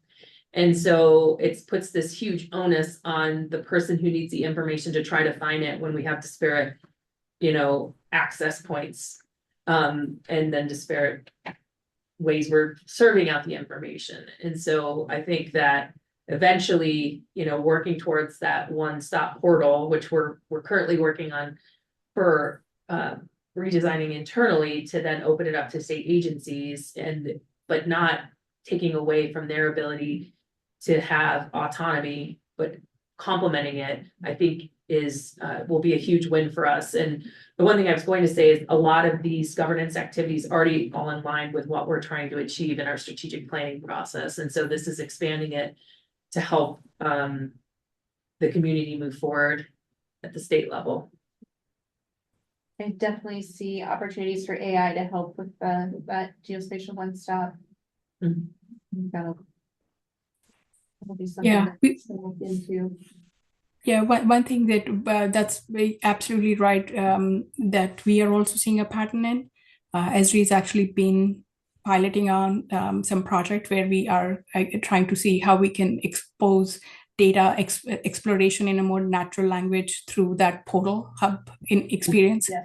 So yeah, but that still requires that the data is accessible through the same API structure. Right. Yeah. I'm a little bit hung up on the first bullet under number 4. I hear what Aaron is saying about the need to have a better understanding about who those GIS users are, how they're using the software, that idea that there are more users at certain times, more power users. And so I can see why that would be prioritized under priority 1 and stabilizing.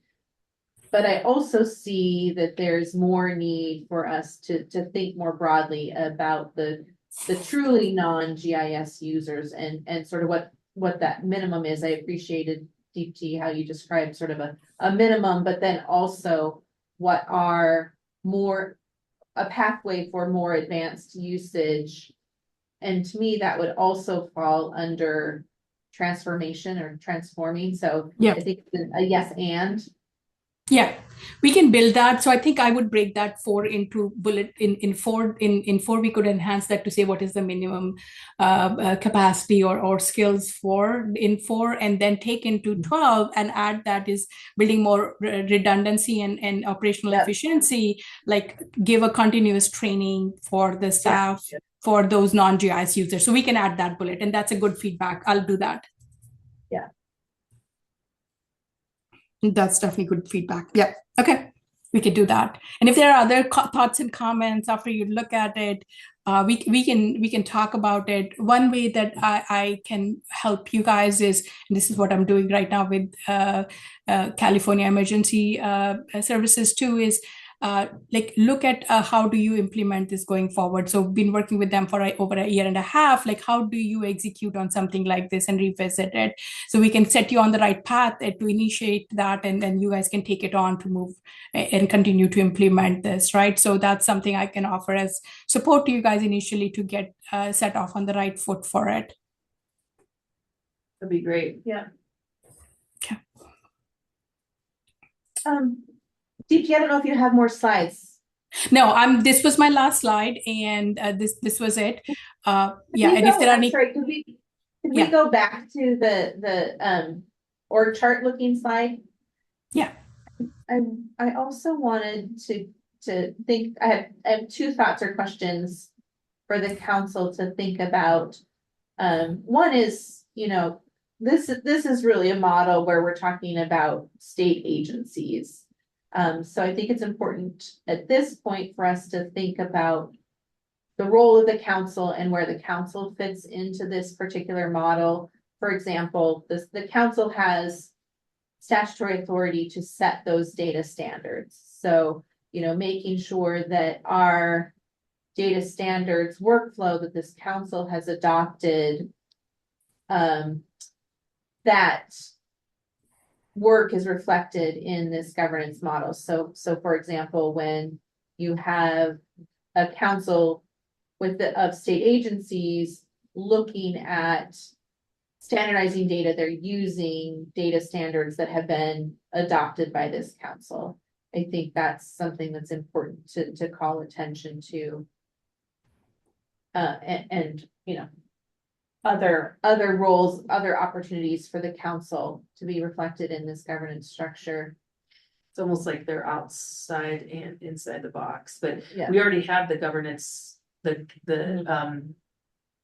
policies workflow. Yeah, because exactly. that executive council could be asking the council, Yeah. or we could be asking them Yeah. to put an adopted standard across state government. Exactly. Yeah. Exactly. So that this council, Montana Geospatial Information Advisory Council, is setting data standards, adopting policies, and this steering committee is thinking about how to proliferate those standards and policies within state government, and relying on people like Nick and Adam, who are state agency representatives, to come back to the council with feedback about policy needs and data needs that might not be meeting the needs of state agencies.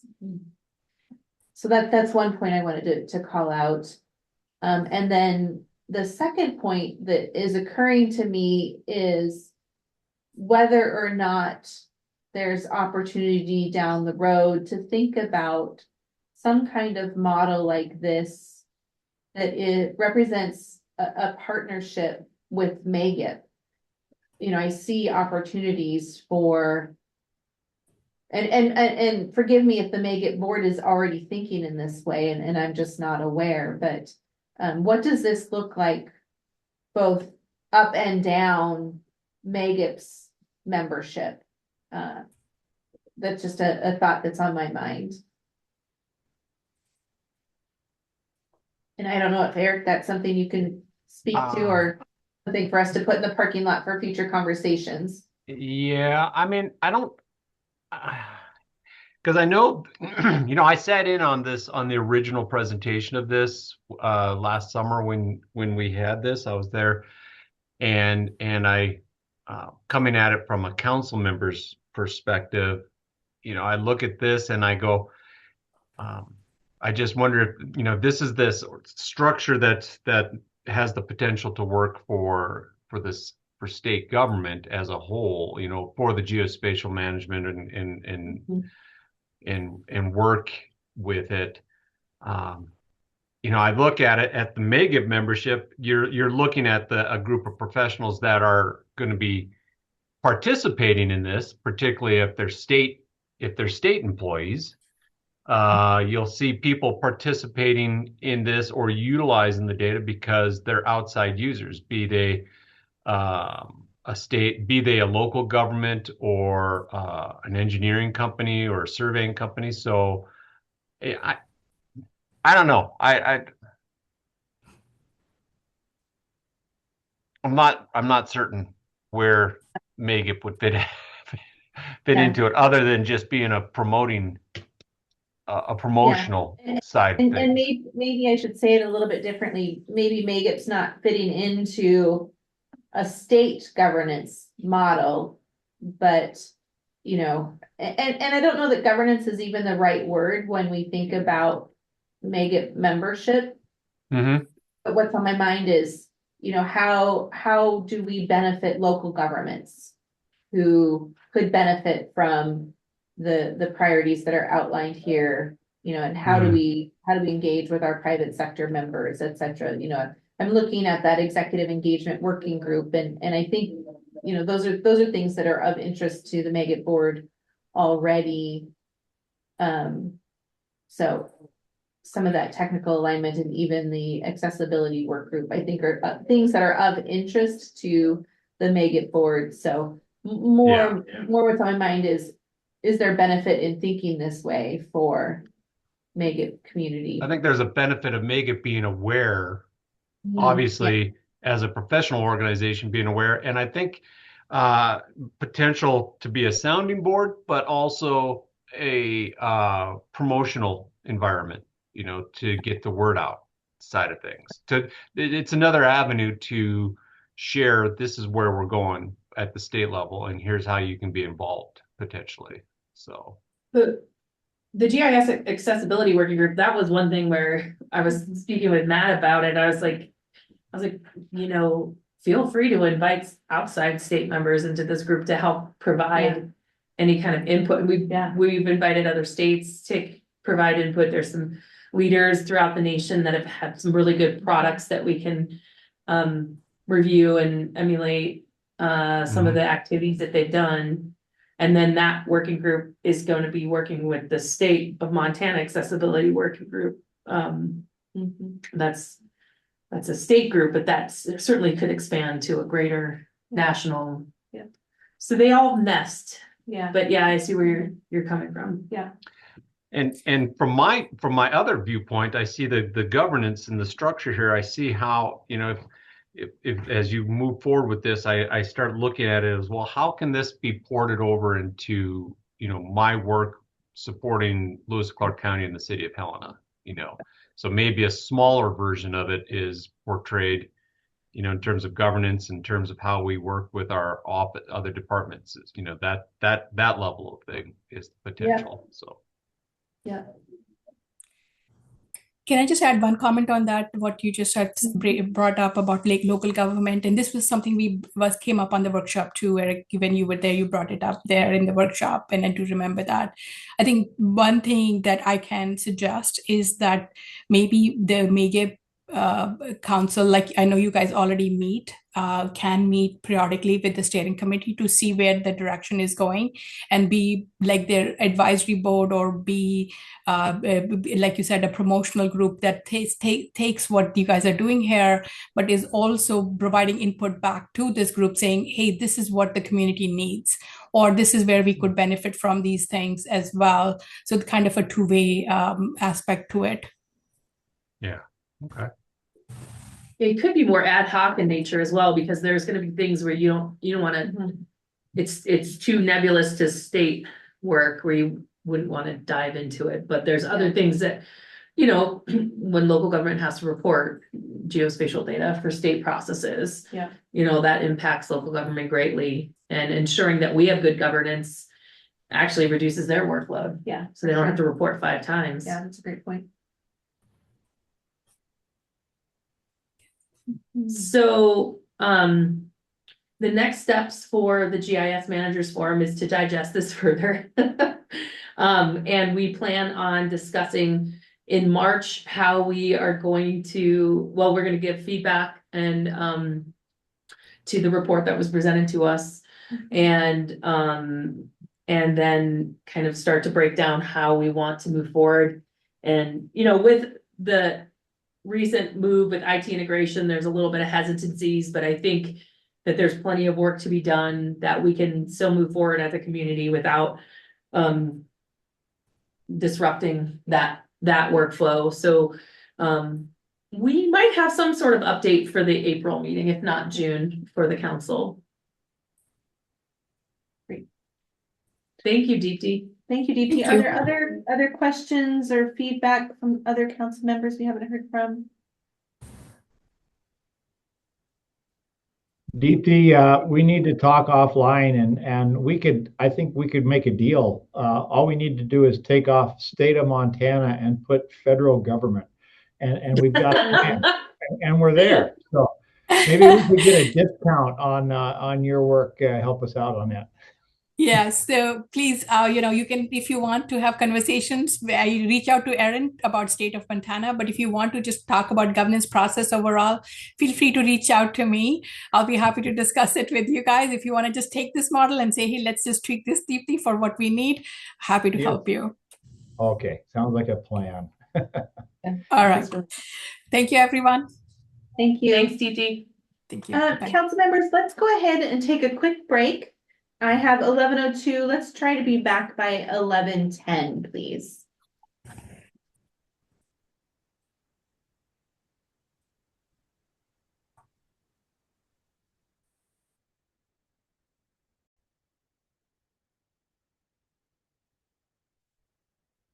Okay. Welcome back, everyone. Well, go ahead and move into our standing reports unless there's any other follow-ups from our previous discussions that occurred to you over the break.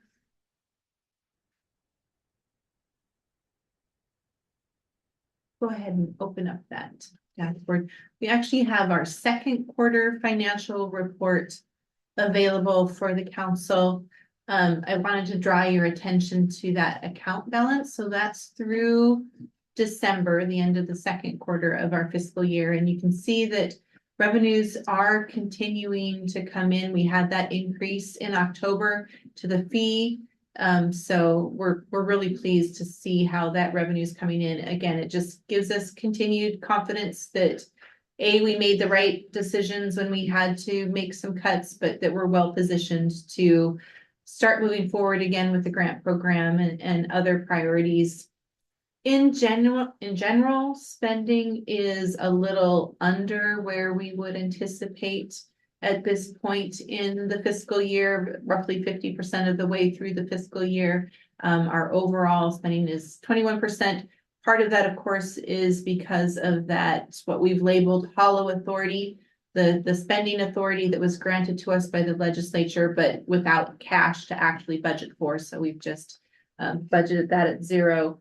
The biggest areas where we're overspent, tiny little bit, looks like a huge percentage in the state reference network, but dollar wise, it's a very small amount.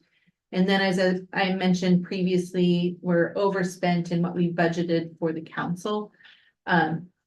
That's not necessarily a concern. We'll just move some of the operating around. But we do know we want to have a few more in-person meetings before the end of the fiscal year.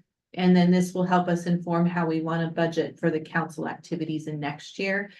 We really do think it's important for us to be able to include you in different kinds of activities, including some of the NGIAC activities. We're excited that NGIAC is going to be in Montana in November and really want to make a point of having as many of you there as possible. So I don't think there's anything else of note that I would draw to your attention, but I'm happy to answer questions if you have them about the second quarter financial report.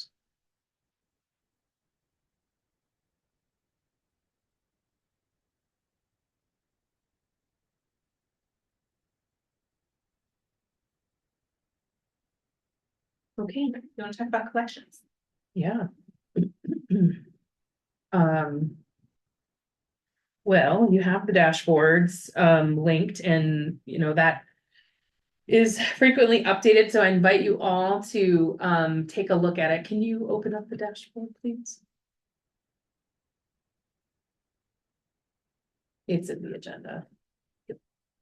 Or it's on the website. So I cannot see my mouse for some reason. All right, I'll grab it. So while you're getting that open, Aaron, I did Yeah. notice I was looking at our county specifically, Lewis and Clark County, and it was actually pretty interesting to see that you can definitely see that October timeframe, where if you compare our December 26, the December 20 fiscal year 26 to December fiscal year 25, it's almost double. So for the local input, so down in the monthly county collections. December 26th and then December. If you just look at last year, 26, look at 25, the green. Yeah. Just look at a difference a year makes. Yeah. I was looking at some of the other counties. And it's interesting to see like Gallatin County seems to be declining a little bit. So just, I think again, that's a reflection in housing trends that we're seeing around the state. Interesting.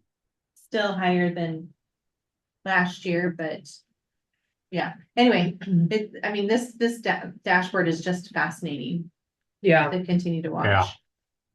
So, and I think what everyone should remember is, even though we are at the end of January, I would say that November, December are still rolling in. Well, December, obviously, for certain counties. It's still going to be rolling in. So let me clear that out. No, that didn't do it. How do I clear? You want to use the little checkbox, kind of in that blue box in the map. Okay, thank you. So if we look at, turn them all back on. I'm going to do monthly collections in dollars. You can see that it's kind of trends down, and maybe over the years it's trends down a little because of maybe inactivity of home sales. Who wants to sell their house at Christmas? But again, December, and we'll still see numbers coming in for December and November. Probably not a giant, you won't see a giant increase for December, but you probably will see a little more of a significant increase in December. But I'm going to turn off 22 because that's just an anomaly. And then I'll turn off these years as well. So 1, 2, 3, 4. So just showing the past 5 years, you can see that we are definitely on a trend to double, which is what we expected. But the other thing I think to look at, the other aspect is the pages recorded. And so this, in my time when I can try to study it a little more and work with our counterparts, like with the GeoNav elections partnerships with the clerks and recorders, we're still collecting significantly lower, even if we turn off our weird anomaly years than years past. And so it's kind of just an indicator of something else going on, and just be nice to kind of try to understand it more. And then what we'll have to be vigilant of moving forward is anything that would impact this. Yeah. So it'll be,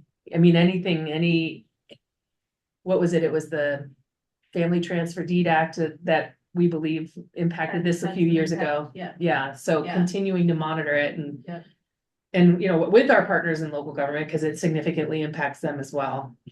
I continue to watch Fed actions. We're hearing a lot of discussion about lowering interest rates, and that drives refinances, and so those kinds of things can have a significant impact.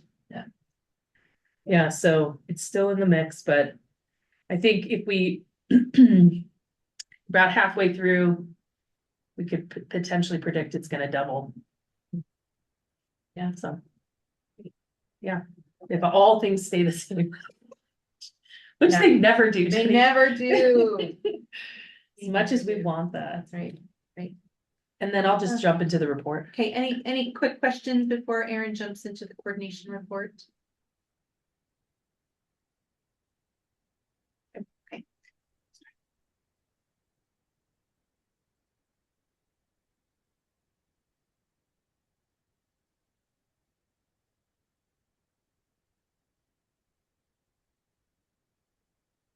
All right, I'm switching screens here.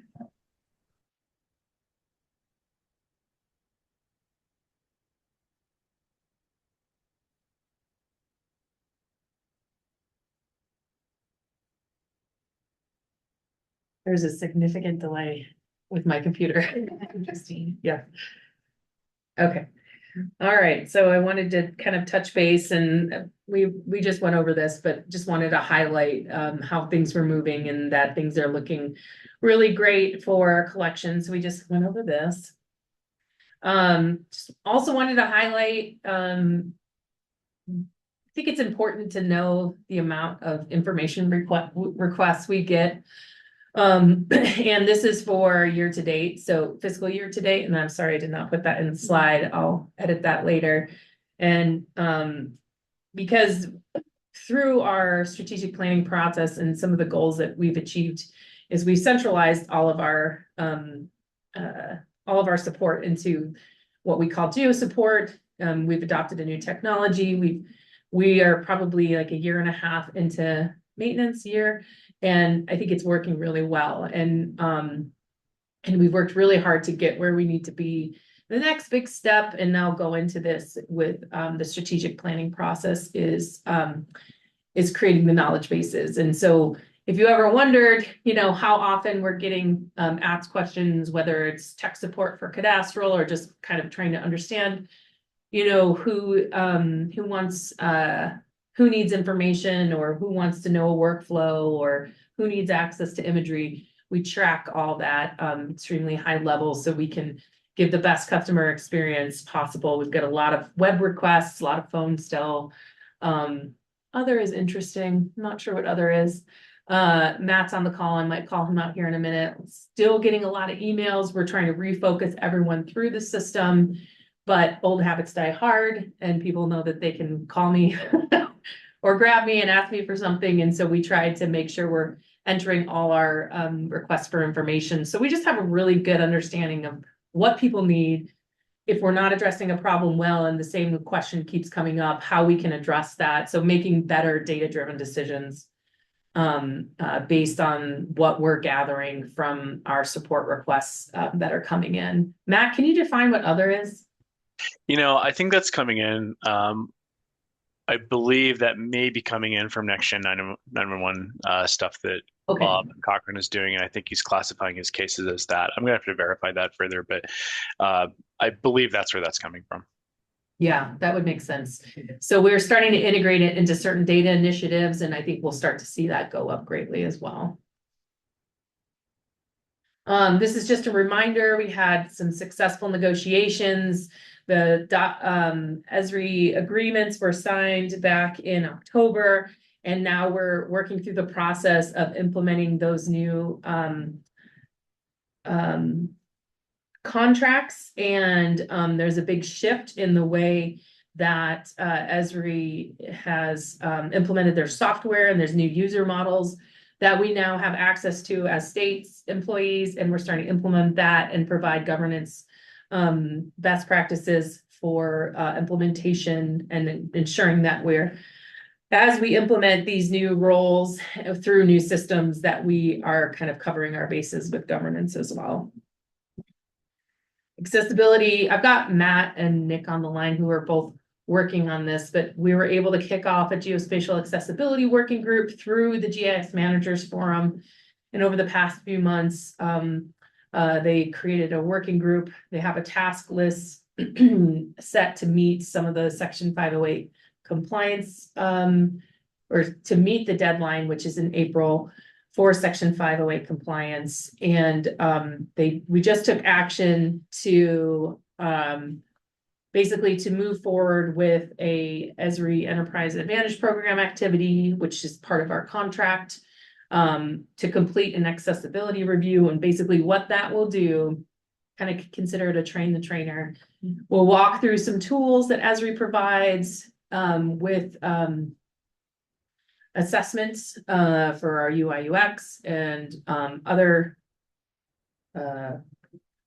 pieces of compliance. And they'll choose only 2 applications. It's a statewide group, so it'll be interesting to see who wins. And run it through the compliance tool, see where we're lagging behind, run it through again, and well, address those, run it through again, address those issues, and then continue until it meets the compliance. And then in addition to that, you know, we're going to try to do our best to document how agencies can take this and move forward with it, learn from it. Again, more of a train the trainer type of activity. And so Nick or Matt, do you have anything else to add here, since this is kind of your guys' ball game? Well, this is Matt Trevish from the Montana State Library. Yeah, I think that we're going to be meeting our geospatial accessibility working group will be meeting later today, actually. And you know, the exercise you just described is really about giving us another arrow in our quiver to better understand how we can promote and improve the geospatial accessibility within the state of Montana through our different agencies. And I think, yeah, you hit the nail on the head for that. I think there's so many moving pieces here. We have a lot of tasks in front of us, and we're trying to prioritize them, right, because of the April deadline that is in front of us, that all states are encumbered by, not just us. And we're learning a lot from other states as well. As you had mentioned, Aaron, like we're working hand in hand with NISGIC. We're in the accessibility working group there, as well as, you know, we actually had a really great session that some of our working group members for the state of Montana sat in with the state of Washington to understand how they're approaching geospatial governance and some of the tools they have. And it's been eye-opening, but really good. But I guess that's a short summation of where we're at. And I'll let Nick jump in. He's such a huge part of what we're doing too. Yeah, thanks, Matt. I think you pretty succinctly summarized some of the efforts going on and where we're at there. You know, what I'd say is I'll just kind of add to that a little bit.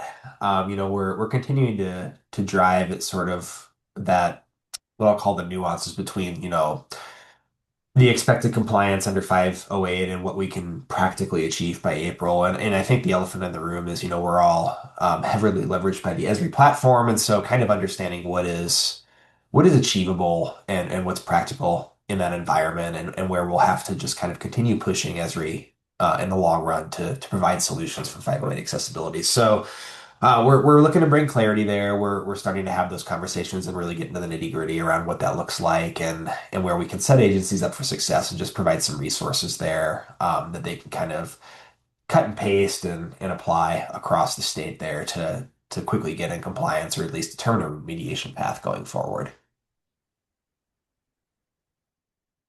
Thanks, Nick. I think that's really important. And one thing we're learning is, oh gosh, even large companies have extreme amounts of silos, and that in some of their development groups, they kind of go about accessibility differently.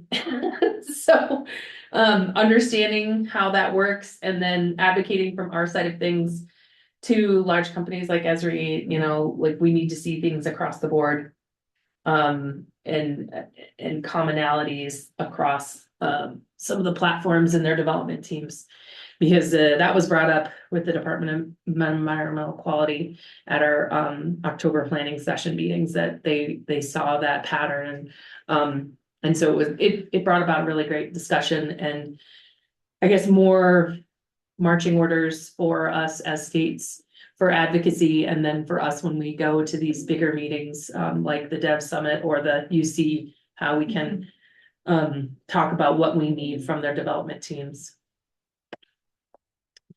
Okay, so I just want to give a quick, we've been talking a lot about some of the goals that we've achieved and some of the objectives that we're working on, or some of the tasks and objectives that we've achieved for the goals that we're working on for the strategic plan. So this is just kind of like your key. So take a look at the blue, green, yellow And then I'm gonna go and blow the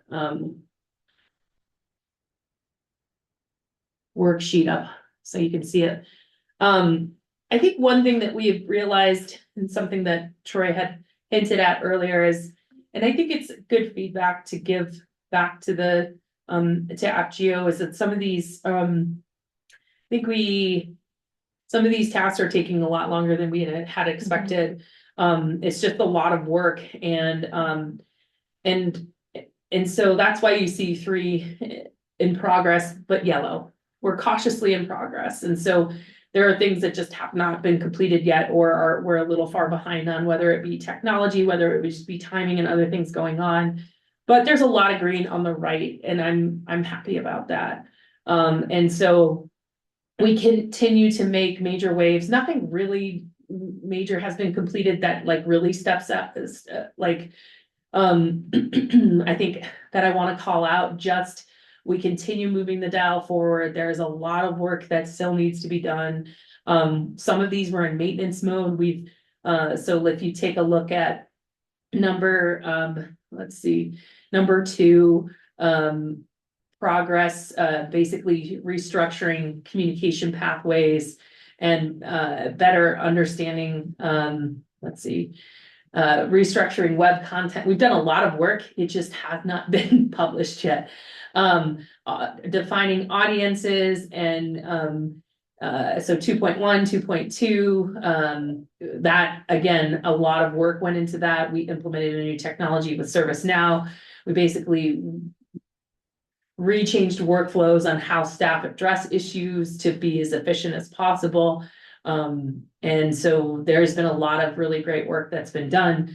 And I just want to compliment all the staff and the support staff that help us. And then of course, all the contractors we've worked with over the years to get us to where we need to be.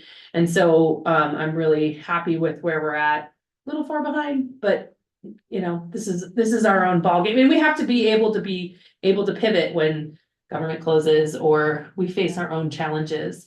And so we have to be flexible, but we are still moving forward. So it's a lot to read on the slide. And I think I marked something as complete. So I think there was the calendar is marked as complete. So we have a workflow, we have a procedure written, we have a new calendar developed that everyone can access when we hit publish on our new landing page for our website. But that's one thing we wanted to do, is publish a calendar that everyone had access to. Any questions? We had something in the chat about where she can access contracts and price lists. Oh, I'll send that to her afterwards. I'll follow up. Okay. Did you get that, Lee? Yep, thank you. Yeah, for sure. Here are some events and activities that we completed over the past 2.5 months. Some of these are very new to us. So Wool Growers was a newer conference that we had never been to, and Grain Growers, I don't know of us ever going to Grain Growers. I think that's a new event. So, and Stock Growers. So this is basically reaching out, trying to hit the ag communities, kind of to requote Alan, reach deeper into some of these communities, to these users or potential power users in the future. And you know, it may not be obvious, but the reason why we go to these conferences, because it's you know, you have a centralized group of people that you know you can rely on in one place and one time. Otherwise, it's really hard to get around our state. Our state's huge. As much as we'd all love to just hit the road, it makes it's a very efficient, effective way to do outreach and coordination. And a lot of these we want to build off of. It's not just a one and done. You have to show up regularly and forge those partnerships and connections. And so some of these, you know, is kind of like tests. Like, do we go back? I don't know. Wool Growers, I think we don't need to exhibit. We could probably do presentations versus being exhibitors. Stock Growers, there's a lot of policy being discussed, and it's fascinating. And so we don't really have a lot going on at that time of year. Not to throw more stuff on our plates, but it's a well-attended conference. I think it was interesting for the folks that did attend, and will probably continue. And then, of course, Grain Growers is, and it's always held in Great Falls, as Grain Growers is always held in Great Falls. Stock Growers is always held in Billings, from what I understand. And then, of course, our Montana Natural Heritage Partners meeting. And I do believe you invited all the council members to that. Yeah, so that's always a fascinating meeting. There's so much information that they collect, and getting to know those people is really cool if you don't ever see them here in the building. Yeah. And then upcoming meetings that we have going on, we've got Mako midwinter. That's in Billings. We're sending a few people to that.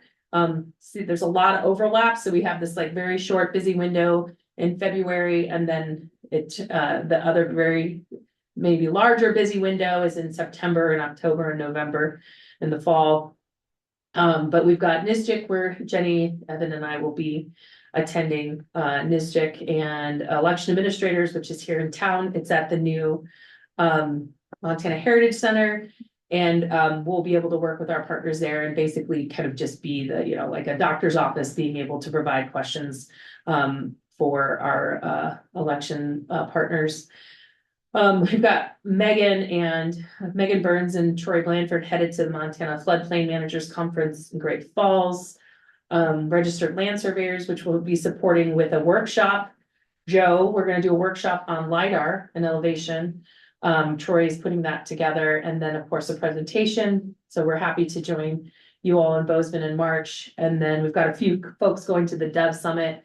We have to stay on top of these technologies, and going to the Dev Summit is a really great way to do that. And then of course the big hurrah for our GIS community, the Big Sky GeoCon and Whitefish, and we'll be sending a significant contingency there to network with our partners and go to presentations and learn and teach. And so I'm really excited about that. And that is it right now, but I'm just going to go right into grants, but I'll pause for questions. Any questions for Aaron?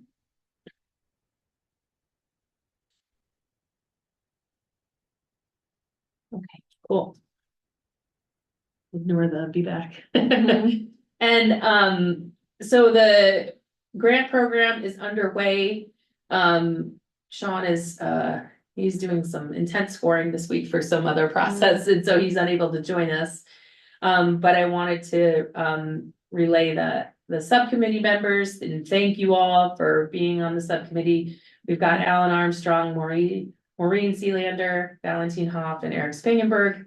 Maureen kind of jumped in the middle of December and said she was going to be able to join in. So I'm happy to have her. We've met at least 3 times and we'll continue to meet over the next 2 or 3 months. And we will be scoring. Well, let me walk through these other things that we've done. I presented to the local government SIG in December, on the December 18th, to basically say, this grant program's coming, talk about some of the changes to the grant program. It's going to be a 2-year cycle. Unfortunately, it wasn't well attended, because I think one of the reasons was that week they also announced that it was going to every other month. And so people didn't know if that meeting was actually still on. And so, but we got the word out. There's probably at least 12 or 15 people on the call. We met our own personal goals of getting the materials released on January 15th. And 1 week later, to let people kind of digest the materials, get them, access them, read them, we held a grant webinar, which was really well attended. I'm sorry, I don't have those numbers in front of me. It was at least I think 50 people registered, probably 40 attended. And then immediately that day we were able to publish the recording. And so people have access to that. We do plan on hosting like an online drop-in session in about 2 weeks. And so that will be notified here probably soon. And just give everyone the opportunity to ask questions, see how they're doing, although people have been in contact with their questions. And so we have obviously an open door policy. And then the grant, the application period will close at midnight on Wednesday, February 25th. the council, the subcommittee, as soon as the applications roll in, we'll start receiving these for scoring purposes. And we will have an in-person scoring meeting in Helena in before spring break, March 23rd, something like that. Where we'll conduct consensus scoring, and we will be able to meet our deadline of May 1st, and but it'll be all ready prior to Big Sky GeoCon, because there's just no way to do that with Big Sky GeoCon and the council meeting being back to back. So those materials will be published for the council to review, probably I think the first week of April. Yeah. And so the council will take action at their April meeting, and then the commission still has to schedule a special meeting sometime between the council meeting and May 15th, and we're right on schedule. One thing different that we're doing this year is requiring an in-person kickoff meeting that will be held here in August, and we're allowing, obviously paying for that, to get people here, and that way we can do face-to-face introductions, get to know folks, do trainings here, and have that one-on-one time, and then also have grantees get to meet each other and maybe build a network that way as well. And that is my grant report. Cool. Questions?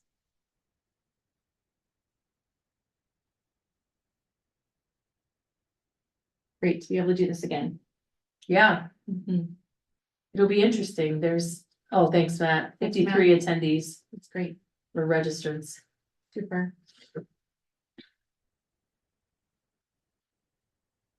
All right. Another busy year.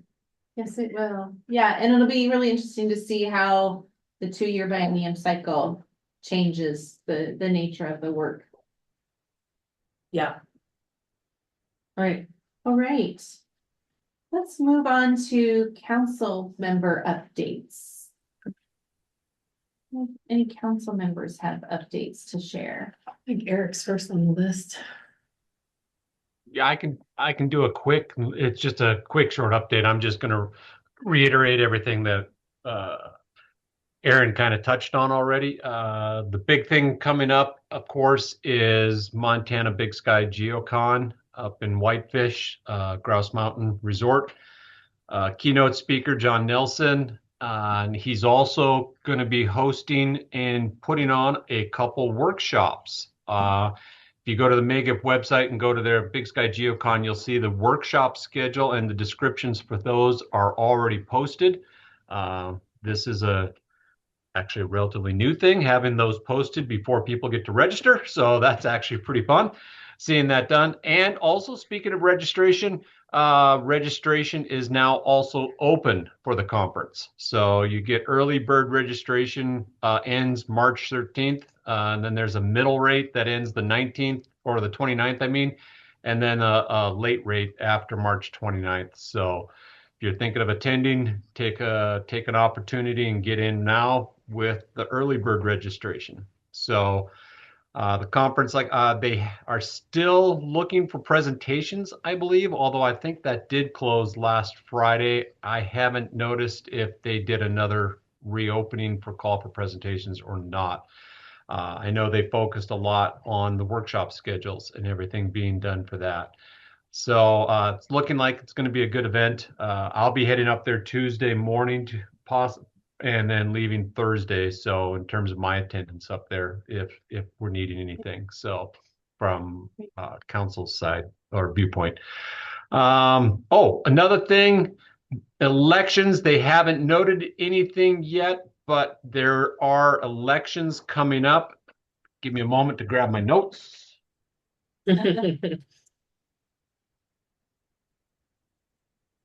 Disappeared into the trees. Apologies, I should have had these in front of me.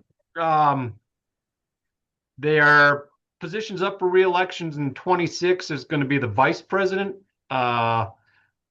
web administrator, conference liaison, and member development chair. Sounds like at least the conference liaison and development chair, the two current members, already threw their names into the hats. So that's Jeff Hedstrom for conference and Helen, I can't remember her last name, under member development chair. And so they're looking for a vice president. Those of you interested in being a vice president, please note that is a 3-year cycle. Your vice president, president, and past president is what you end up with on that term. So let's see, their budget sounds like all is well with the budget for MGIP, and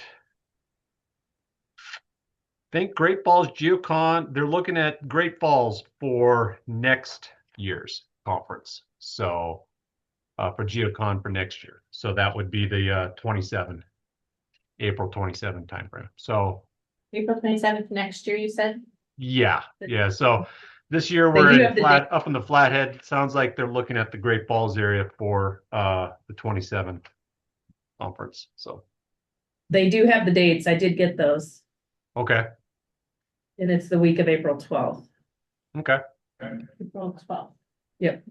27th. Okay. Yeah. And, Any questions? And then, yeah.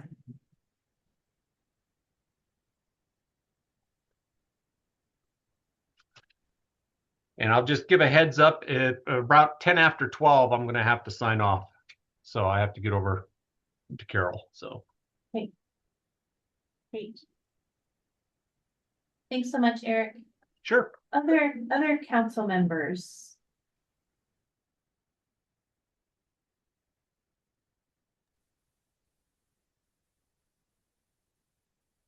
Yeah, this is Joe Kaufman with Marls. I'm kind of out of order, but wasn't sure if we're sticking to an order or if you just go ahead. Go ahead, Joe. Okay, so yeah, Aaron hit on it. We have our Marls survey conference coming up in March. And that Troy is going to be doing a LiDAR presentation on Tuesday. I'm excited to go to that. And then so the dates on that is March 3rd through the 6th.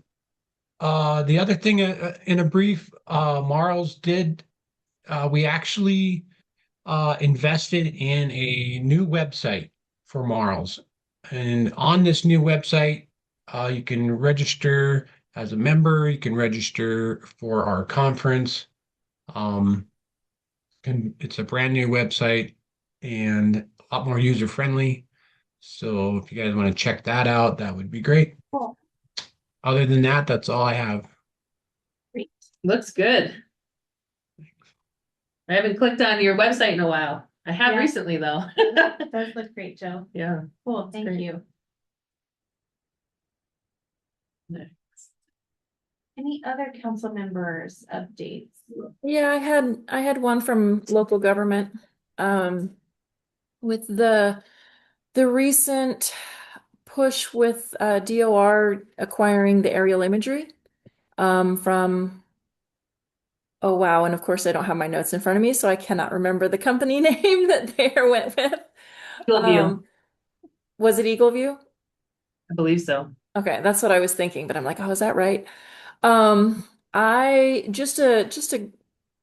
don't know that there's a request behind this, but just some commentary about what we saw with the publication and the announcements for that was very, very confusing to a lot of local government folks. The announcement was, we have free imagery for everybody. And the reality was, nope, we've got some spots. And no, we didn't collect for these. And if you want to collect, then you can contract yourself and all the rest. I had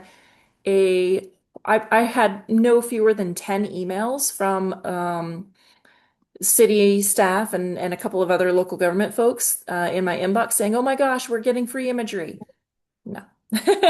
So that was it.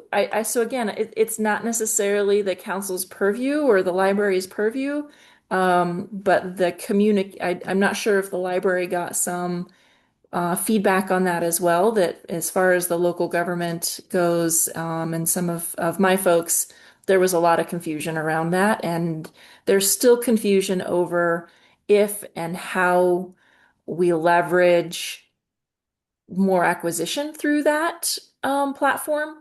and if it's worth it and what our access is. And there was a lot of questions left unanswered with the demo that they gave. So again, I'm not sure that I have a direct ask or anything, just bringing it up that was something that I had some feedback on that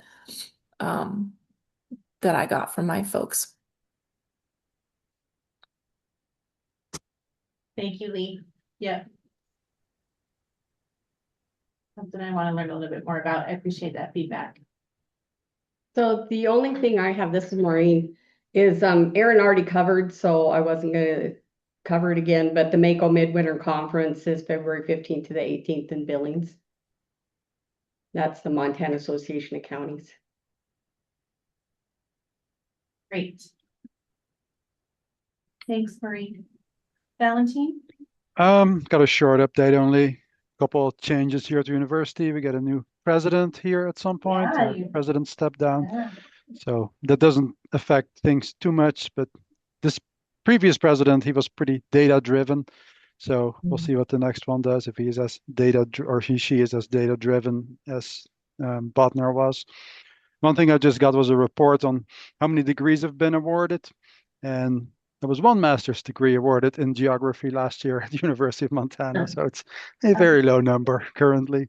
And no minors and no bachelor degrees in geography were awarded last year.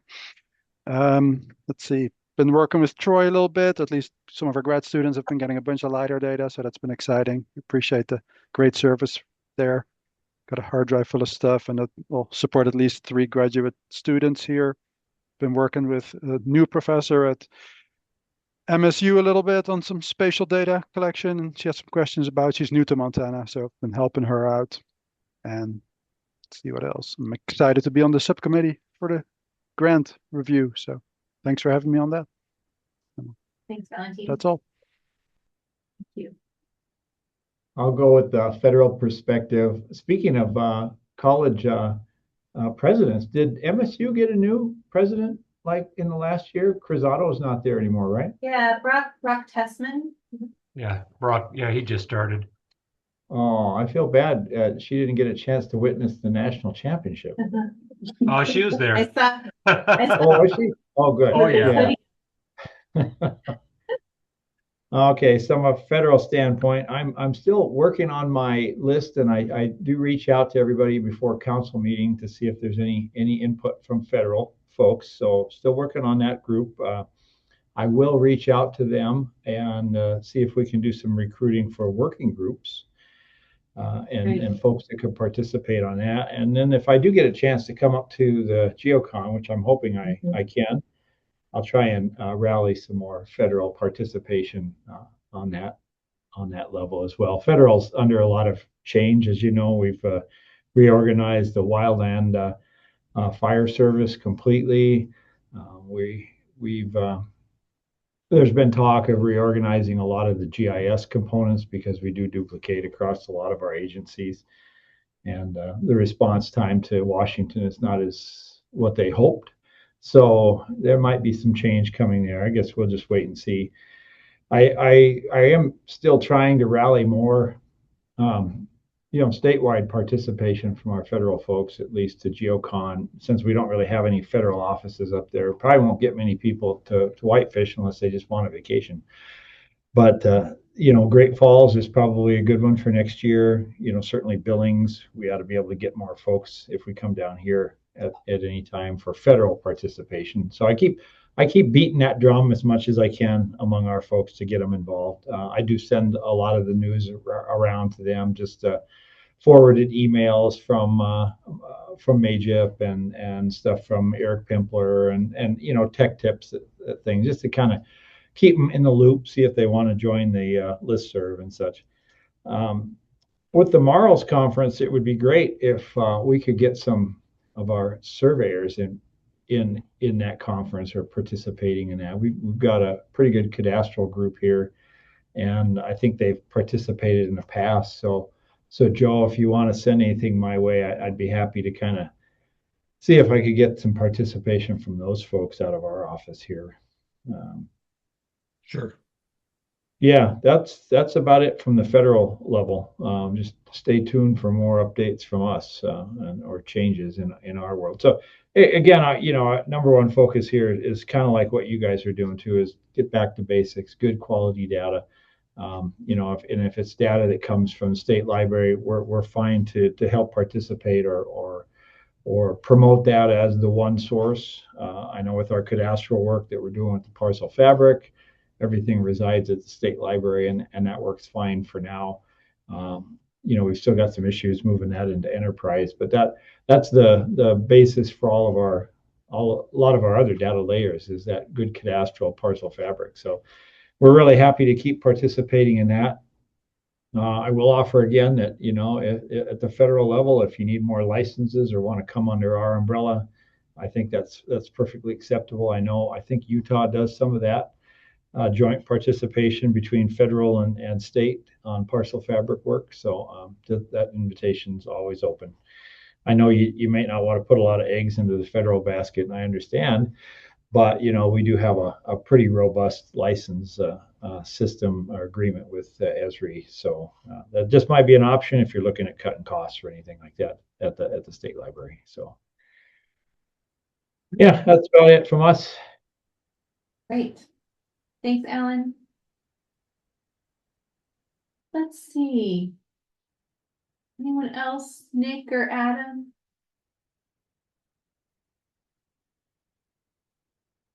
Nothing from me. Great work.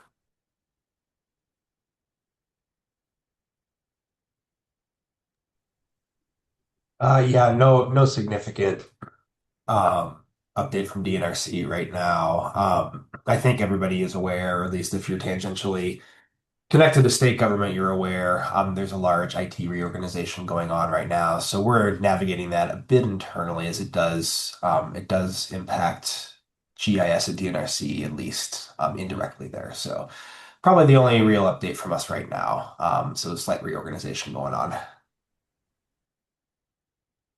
Thanks, Nick. Is there any other council discussion? Anything else anybody wants to bring up or talk about? There were a few things I wanted to comment on or ask. Sure. Lee, UOB reached out and asked to meet with me at Mako. I'm not going to be there. Someone probably will be from Eagle View at NISJIC, but I share similar concerns that you have, and I will continue to work with the Department of Revenue to better understand the move forward there, and then how I think it's sometimes if we can understand the process, then we can help deliver the message as well, and how local governments can benefit or participate in the contract.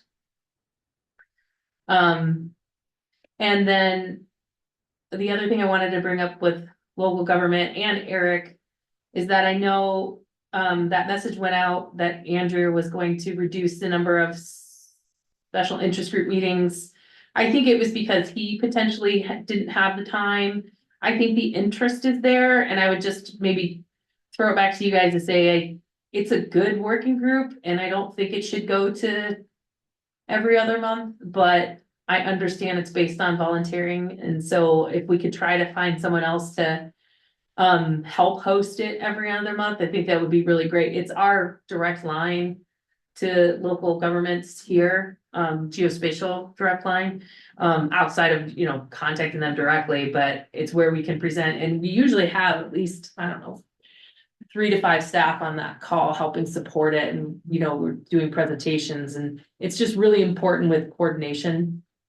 But I understand that it's hard to manage those monthly calls if you're just doing it by one person alone.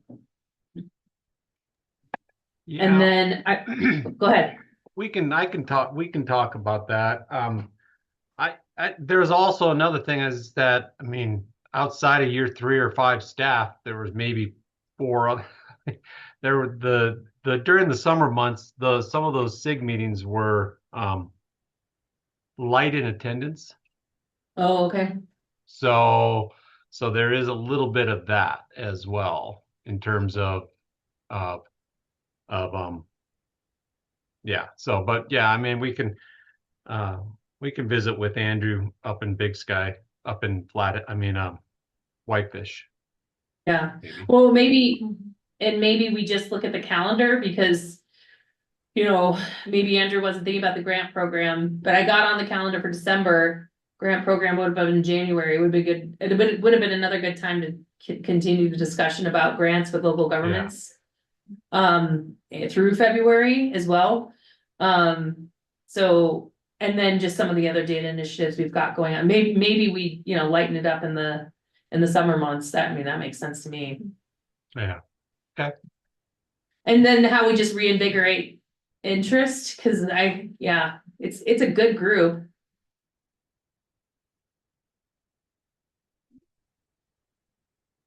And then I wanted to remind everyone that you all have access to NGIAC accounts. Is everyone set up in membership? I know we went through a process to get everyone set up with Victoria, but I just wanted to ensure that you guys had access and you're able to log in. I don't know I think Nick was maybe the last one, or maybe Nick was on my mind that we had to get in the system, but there's so much information on there and you have access to the online forums and you can be a part of the webinars, so. That's it. Okay. Are there any other business or announcements from council members?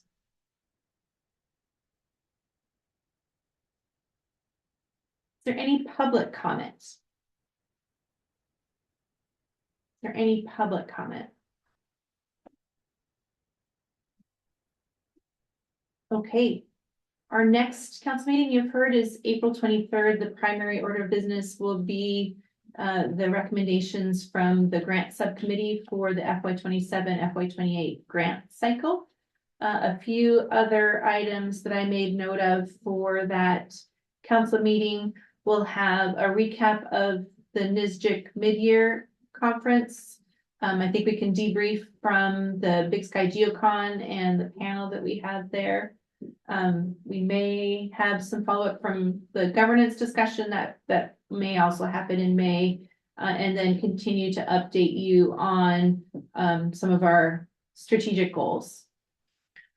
What about legislative preparing for next biennium? Is that at that meeting or would that be like September? Like what we're. We may start talking a little bit about the 2027 legislative session. It may also be a little bit early, but certainly that will be on our horizon for future 2026 calendar meetings. If you have other agenda items for that April 23rd meeting, be sure and let us know.